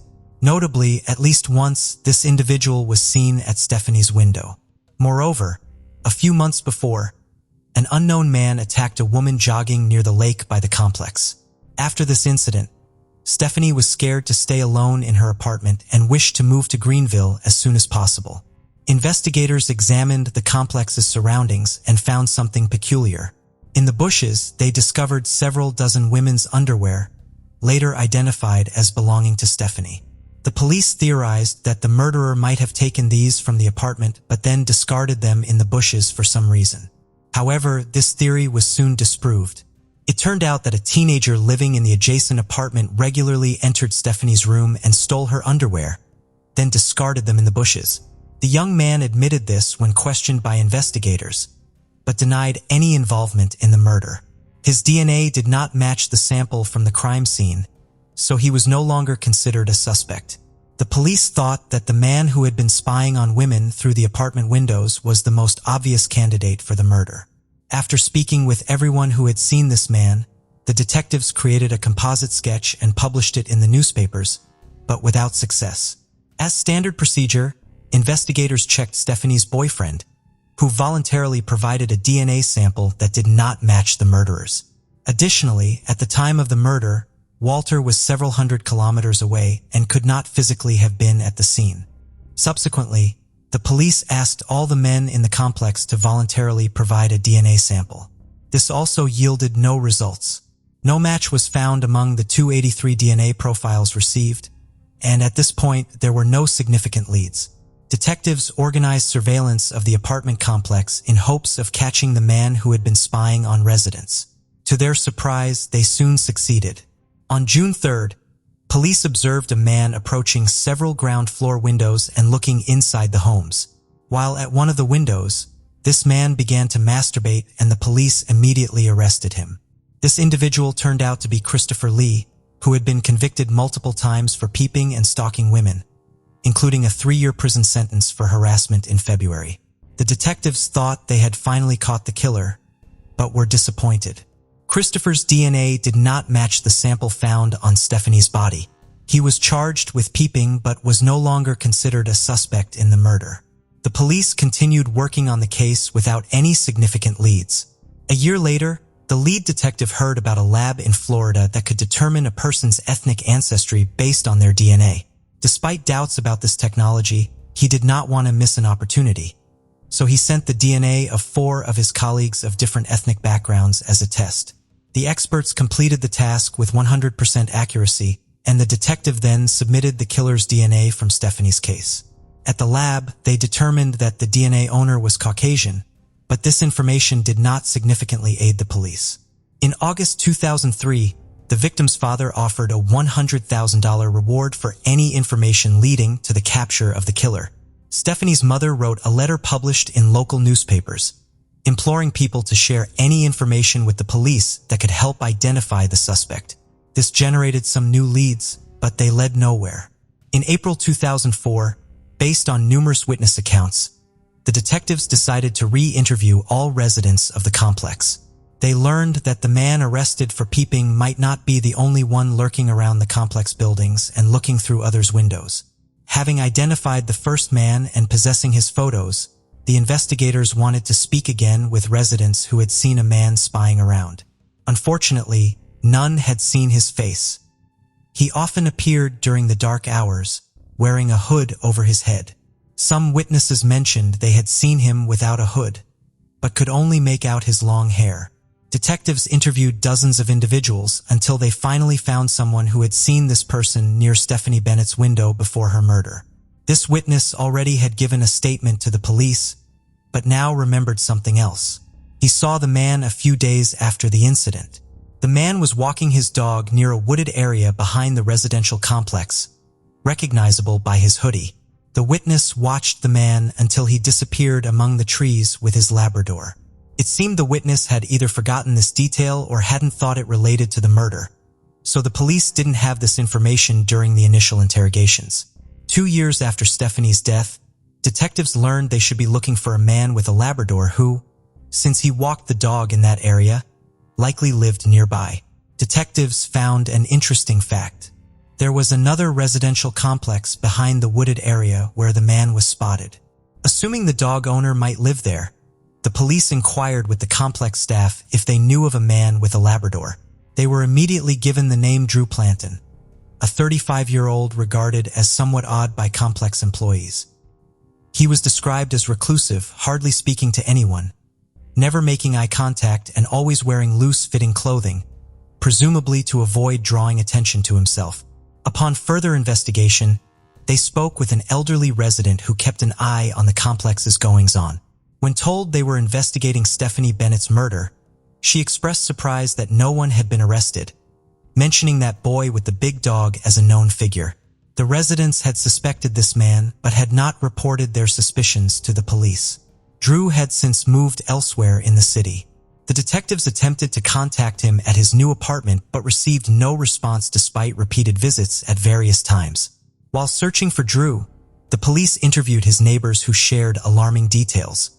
A woman living above him saw Drew with a young man shortly after Stephanie's murder, and Drew was reportedly telling the young man not to talk to the police. This led investigators to believe that the young man might have been involved in the theft of undergarments from the victim's apartment. Other women had felt menaced by Drew. They observed him while jogging or in secluded places, watching closely or even following them. Unable to contact Drew at home, detectives found his workplace and approached him there. Drew, a chemist in a fertilizer production lab, denied knowledge of Stephanie Bennett's murder, which was odd considering his close proximity to the crime scene. He was uncooperative, but agreed to answer questions at his home at a scheduled time. When detectives met with him at his apartment, he denied ever walking his dog near Stephanie's complex. Given the numerous witnesses who had seen him in the area, the detectives immediately suspected he was lying. He also claimed not to wear glasses, contrary to his driver's license information and witness descriptions of a man peering into apartment windows wearing glasses. Predictably, Drew refused to voluntarily provide a DNA sample. The detectives decided to surveil him in hopes of obtaining a DNA sample by other means, but this proved challenging as he left no items behind that could be analyzed in a lab. For example, during lunchtime, he would leave work, sit in his car, and simply stare at a fixed point. Didn't the man eat anything? As a result, detectives were unable to retrieve any object with his DNA. Detectives observed as Drew discarded an empty water bottle into a trash container. They retrieved it and took it to the laboratory. However, the experts were unable to obtain a DNA sample from it. According to one account, Drew deliberately took a clean bottle and threw it away on the street, knowing he was under surveillance. After that, the police decided to try and obtain his trash, but they also failed in this endeavor. For several days, they never saw him take out the trash. Notably, the man's neighbors also couldn't recall ever seeing him with a trash bag. Later, the investigators sought assistance from Drew's boss. She agreed to help them obtain an item from his workplace that might contain his DNA. She observed him for several days, but was never able to retrieve any object. Drew rarely ate at work, never discarded anything, and not a single hair could be found in his office. Given that the man had long hair, this seemed odd. The investigators were already convinced that Drew was meticulously eliminating any traces so they couldn't obtain his DNA. Once, the boss saw him pick up his hair and tie it with an elastic band. After that, he meticulously picked up any strands that had fallen to the floor. Then the woman decided to invite him to lunch at a cafe to supposedly discuss some work matters. But even there, the man was extremely cautious. Eating mostly with his hands, he stored all used napkins in his pocket and even took the straw and the glass with his drink. For dessert, he ordered banana pudding and Drew finally used a fork. However, after using it, he cleaned the fork with a damp napkin for 15 minutes, eliminating any possibility of obtaining a DNA sample from the utensil. Despite this, the investigators took the fork and brought it to the laboratory. The experts were able to find small DNA samples that showed a partial match with the DNA at the crime scene of Stephanie Bennett. However, the result was too inconclusive as more biological material was needed for a complete comparison. In the end, the detectives obtained a search warrant for Drew's workplace, hoping to find an item containing his DNA. The investigators were also concerned that the man might flee once he realized they were executing the search warrant, so they decided to conduct it at night. Among the suspect's belongings, they found gloves he was supposed to use while working with chemicals. The detectives suspected that his DNA might be inside the gloves, so they took them and replaced them with another pair. They still feared that Drew might flee if he realized the police had his DNA. Experts found biological material inside the gloves and the DNA analysis showed a complete match. Finally, the detectives were confident that Drew was responsible for the murder of Stephanie Bennett and had undeniable evidence in their hands. On October 18, 2005, the police quietly surrounded the laboratory where the man worked and waited for him to exit. The investigators feared that attempting to arrest him inside the building might lead to him taking a colleague as a hostage or attacking them. These fears were not unfounded, as when the man left the building, they immediately arrested him. They found a loaded firearm in his possession, indicating he was well aware that the police were close to capturing him and had no intention of surrendering easily. During the interrogation, which lasted more than 6 hours, Drew did not say a word, refused food and water, and barely moved. In the end, detectives had to place him in a wheelchair to move him around. With a search warrant for his apartment, the investigators found a stash of stolen clothing belonging to Stephanie.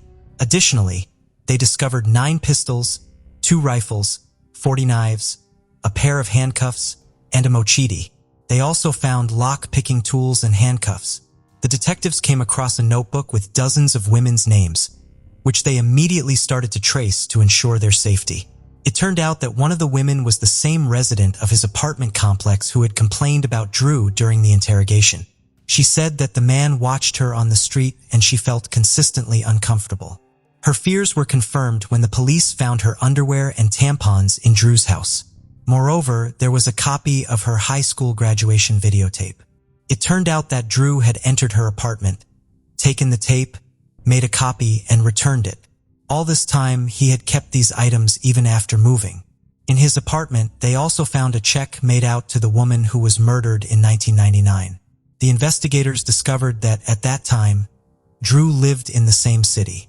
Additionally, the woman had been killed with a firearm of a quite rare caliber. But it was precisely that weapon, found in the man's collection during the search, that made Drew a suspect in this case.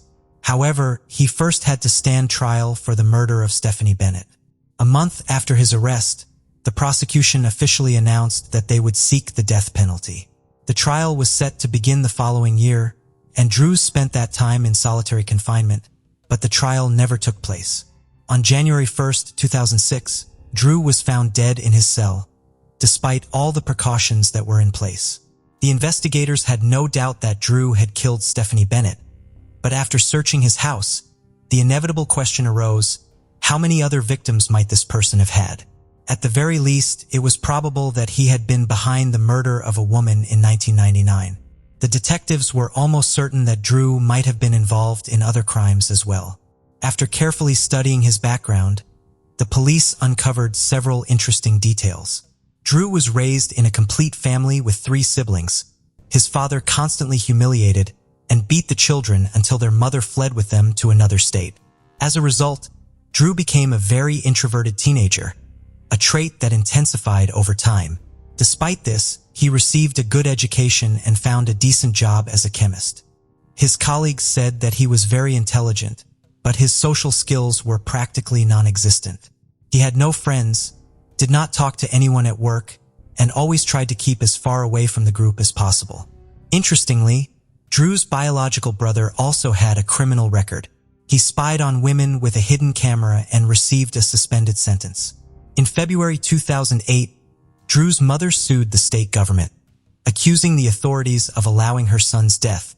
However, the judge concluded that the prison guards had taken all necessary precautions and could not have stopped the man.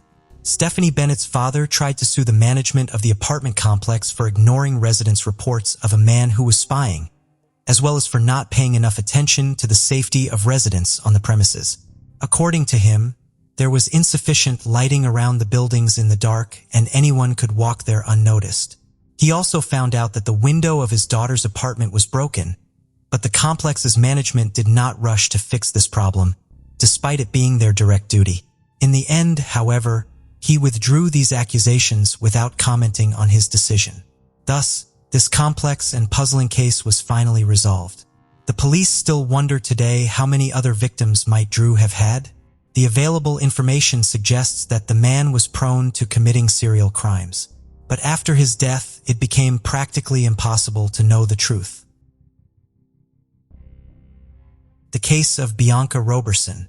Bianca Roberson, born on October 17, 1998, Bianca grew up to be a remarkable individual. She excelled at Bayard Rustin High School, earning straight A's and graduating with honors. Her impressive academic record earned her a 4-year merit scholarship to Jacksonville University in Florida, where she planned to major in criminal justice and pursue her dream of becoming an FBI forensic agent. Bianca was a multi-talented young woman who had been involved in various activities throughout her life. She was a Girl Scout, a cheerleader, and a basketball player. She also had a passion for music, taking lessons in flute, violin, clarinet, and guitar. Additionally, she was an artist. Bianca lived with her mother and maternal grandmother, Josephine Perry, and was excited to experience the independence and challenges of dorm life.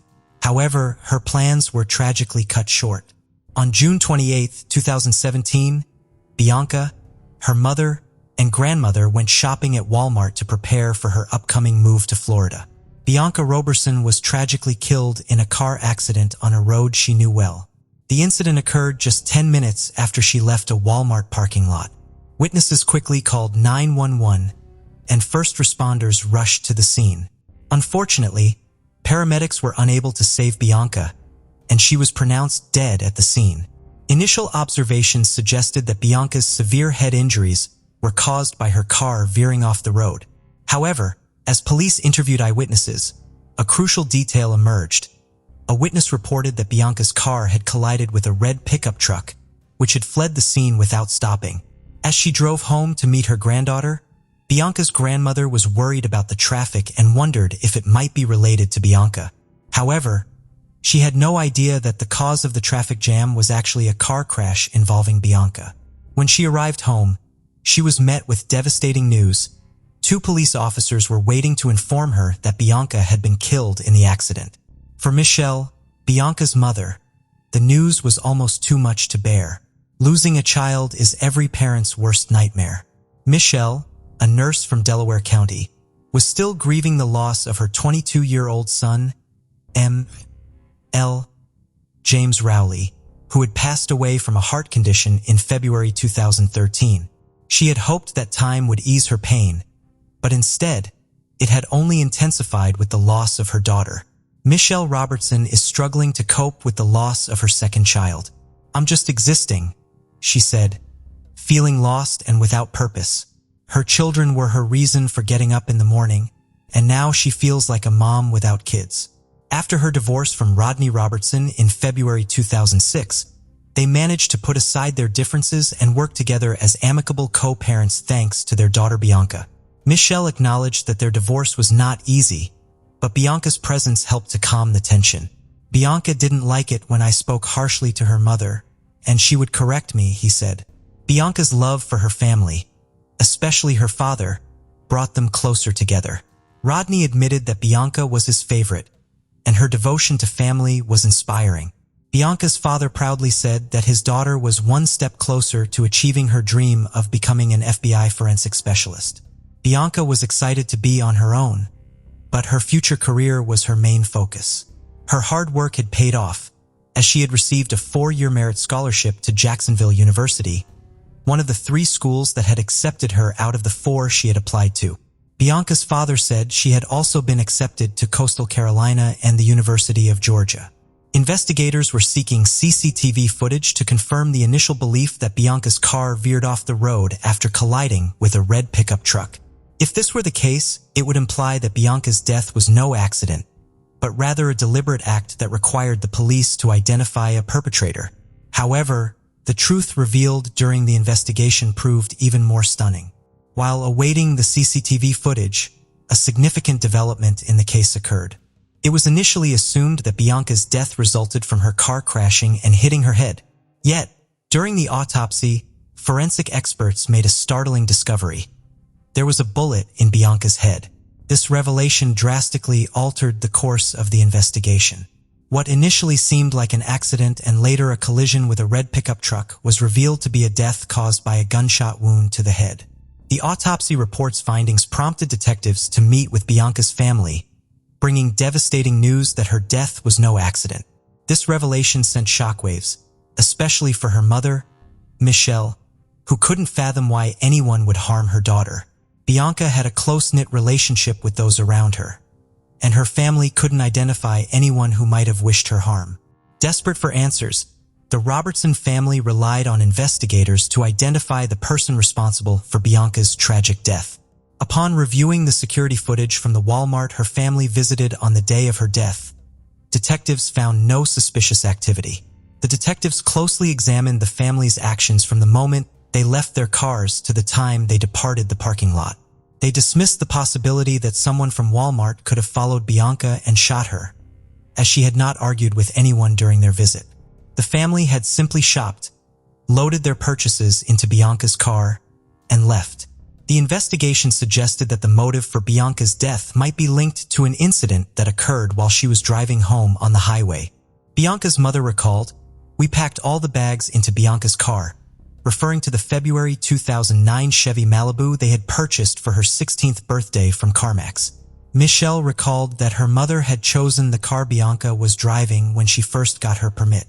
According to Michelle, Bianca's mother said that Bianca had gotten everything she wanted, but Michelle didn't think of her as spoiled. Instead, she believed Bianca was simply loved and also willing to work for the things she desired. In fact, Bianca started her first job at McDonald's when she was 15 and soon switched to a dietary aide position at the White Horse Village retirement community in Delaware County. Michelle remembered that she had received a large number of letters and cards from the residents at White Horse Village who adored Bianca. After the police obtained traffic footage from CCTV cameras, Michelle pointed out that there were no cameras at the exact location where Bianca veered off the road. However, there was a camera about a mile away. To help illustrate the location, Michelle suggested looking at Google Maps. According to the map, Bianca lost control of her car where 2 lanes merged into one. When investigators reviewed the recording, they found evidence that supported the account of Bianca's encounter with the driver of the red pickup truck. The footage showed their cars traveling side by side, approaching a point where their lanes merged into one. It's possible that the conflict began when one driver failed to yield to the other. Given the tragic outcome, investigators inferred that the driver of the red pickup truck might have been the one who fired the shot. However, the poor quality of the footage made it impossible to read the pickup truck's license plates or see the driver's face.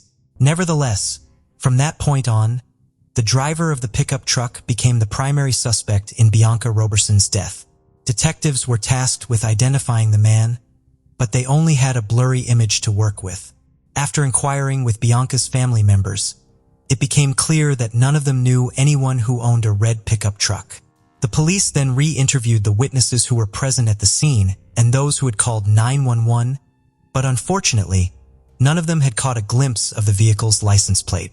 The Bianca Roberson family has received an outpouring of support from friends, strangers, and people of all ages since Bianca's passing. A vigil was held just 2 days after her death, and many have reached out to share their stories and condolences. Bianca's family describes her as a selfless and compassionate person who always put the needs of others before her own. According to her mother, Michelle, Bianca would often take in children who were in need, even if it meant sneaking them into their home without permission. When confronted about her actions, Bianca would simply say that she wanted to help others in the same way she would want someone to help her if she were in a similar situation. This kind of empathy and kindness was evident in many aspects of Bianca's life, including the time she witnessed a car accident and immediately asked her mother if they could stop to help. A kind-hearted woman's first instinct was to invite those eating alone to join her family for dinner. In the aftermath of Bianca's car accident, investigators analyzed footage from distant cameras to determine the direction of the red pickup truck involved in the incident. To gather more details about the truck, including its brand, model, and license plate, they required higher quality footage. The police sought the public's assistance through the media, asking anyone with information about the truck to come forward. Following the accident, the pickup truck turned towards Poi Pike. To find evidence, detectives visited nearby houses and shops searching for cameras that might have captured the truck. After an extensive search, they found a camera with good quality footage taken around 5 minutes after witnesses called 911 to report Bianca's car accident. Upon analyzing this footage, detectives saw the red pickup truck driving by shortly after the incident. The investigation continued, but the license plate of the suspect's car remained unknown, and it was unclear if the car in the footage was the same one or just a similar vehicle. However, 2 days after the incident, a new lead emerged when a woman contacted the police, claiming to have seen the car they were searching for. She also reported seeing the driver's face. She described the car as a red pickup truck that overtook her, stopped at the Poi Pike intersection, and then turned left. This information was crucial in narrowing down the search area and also revealed that the pickup truck in the footage was not the actual suspect's vehicle, but rather a similar-looking truck. Her description helped a forensic artist create a sketch of the suspect, who was identified as a white male, 25 to 35 years old, with brown hair and a stubble beard. The police released the suspect sketch, hoping someone would recognize the person and come forward. They showed the sketch to Bianca's family, but no one recognized the individual. As the investigation continued, detectives began to consider the possibility that Bianca's death was a hate crime. To gather more evidence, the police canvassed the area where the red pickup truck was last seen, visiting homes and businesses near the intersection where it turned left. They were searching for a high-quality surveillance recording that could provide answers to their questions. Their efforts paid off when a homeowner, who lived less than half a mile from the intersection, provided the police with a recording from their driveway surveillance camera. By estimating the time it would take to drive from the crime scene to the homeowner's location, the police quickly found the relevant footage. Although the new footage was of better quality than the previous one, its angle made it impossible for the police to identify the car or its driver. The police worked hard to find another recording from a closer camera, and they got lucky. Although the license plate was not visible, they were able to identify some unique features of the car. These features included a sticker on the right side window, a vertical dent on the passenger door, and damage to the hood. With these details, the police had a much better chance of finding the car. The police sought the public's help in finding the truck and its driver by offering a $5,000 reward for any information that could aid in the investigation. They were confident that someone would recognize the distinctive vehicle. 3 days after Bianca Roberson's death, a lawyer contacted the police station on behalf of a client who wanted to turn himself in, stating that his client was connected to the incident that resulted in Bianca's death. The incident occurred on a recent Wednesday at approximately 5:30 p.m. Bianca Roberson, an 18-year-old who had just graduated from Westchester Ruston High School, was driving on Route 100, a 2-lane highway, on her way to Jacksonville University. Her life was full of promise, with a loving family and a bright future ahead. As she approached the merge with Route 202, the road narrowed from 2 lanes to 1. A common merge on a southeastern Pennsylvania highway turned deadly last Wednesday when a dispute over positioning escalated into violence.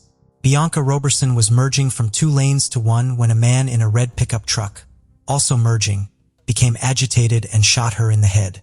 The suspect, 28-year-old David Desper of Pennsylvania, surrendered to police with his lawyer.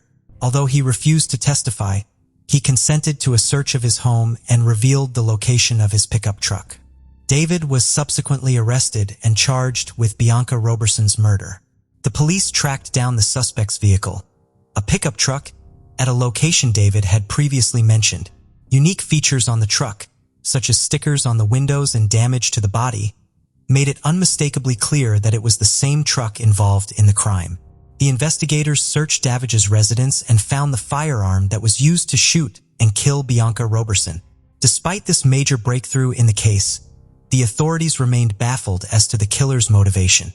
Over 800 loved ones and members of the community attended a heart-wrenching farewell ceremony at the St. Paul's Baptist Church in the suburban Westchester borough, which lies approximately 25 miles.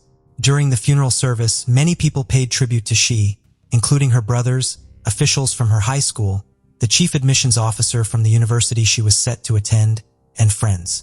In his eulogy, Pastor Wayne Croft Sr. drew a comparison between the shooter and 2 other infamous cases: George Zimmerman, who shot and killed Trayvon Martin, a black teenager, in Florida in February 2012 and was acquitted of murder in February 2013, and Michael Dunn, who shot and killed Jordan Davis, another black teenager, in Florida in 2012 after a dispute over music.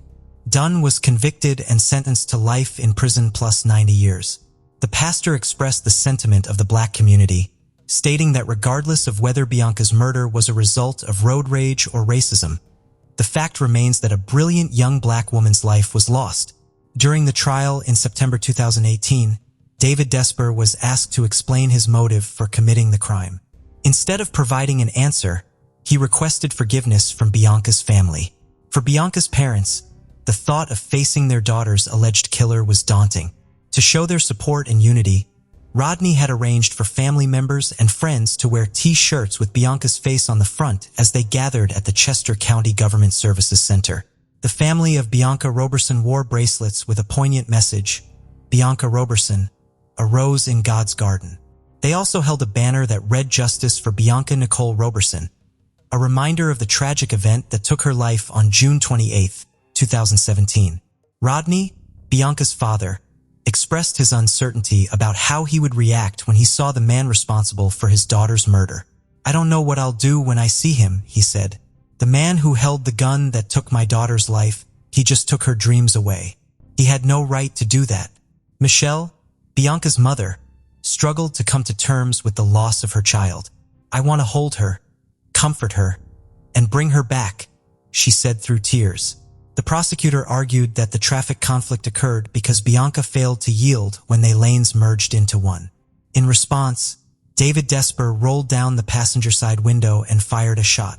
Realizing the severity of his actions, David Desper fled the scene, leaving his pickup truck with a friend in Pennsylvania, and attempted to escape to Delaware. However, after his sketch and the distinctive features of his pickup truck were publicized in the news, David Desper decided to hire a lawyer and surrender. The police investigated his social media accounts and interviewed his friends, but found no evidence to suggest that the crime was motivated by bias. As a result, David Desper was not charged with a hate crime. District Attorney Hogan stated that there was no indication that the crime was racially motivated or a hate crime. However, many people disagreed with this assessment. Before the sentencing, the defense portrayed David Desper as harmless and immature for his age, describing him as a big kid who enjoyed playing with cars in his free time. They argued that David Desper had essentially handed the case to the government by turning himself in. The defense claimed that David Desper was driving home when another car startled him, causing him to fire the gun. They maintained that David Desper was not a menacing individual. Prosecutor Chris Miller countered that a 28-year-old man driving with a loaded firearm is not a big kid. He emphasized that David Desper's actions were those of a responsible adult. Ironically, David Desper's own mother had shared a Facebook post about the police searching for the person who murdered Bianca Roberson, unaware that the suspect was her own son. Wendy Desper expressed her love for Bianca's family and apologized for her son's actions. "I'm so sorry for what my son did," she said, as her son wept.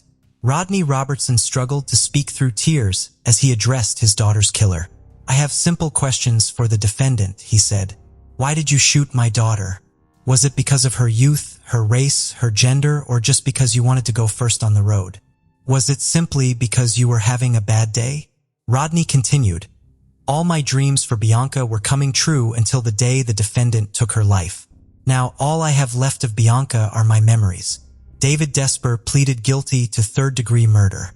The court sentenced him to 40 years in prison, with the possibility of parole after 20 years. Judge and Marie Wecraft became emotional as she announced the sentence, telling Desper, "I don't believe you were afraid. I believe it was anger." County Judge Annery Wecraft imposed the maximum sentence of 20 to 40 years for that grade of homicide. David Desper attempted to appeal the sentence, but his appeal was denied. Thank you for joining us on this journey into the depths of unsolved mysteries. Cold cases not only challenge our understanding of the past, but also ignite our curiosity and determination for answers. Remember to subscribe to stay updated on our latest investigations. And if you have any information regarding the cases we've covered, don't hesitate to reach out. Together, we can shed light on the shadows of the past and bring closure to those who seek it.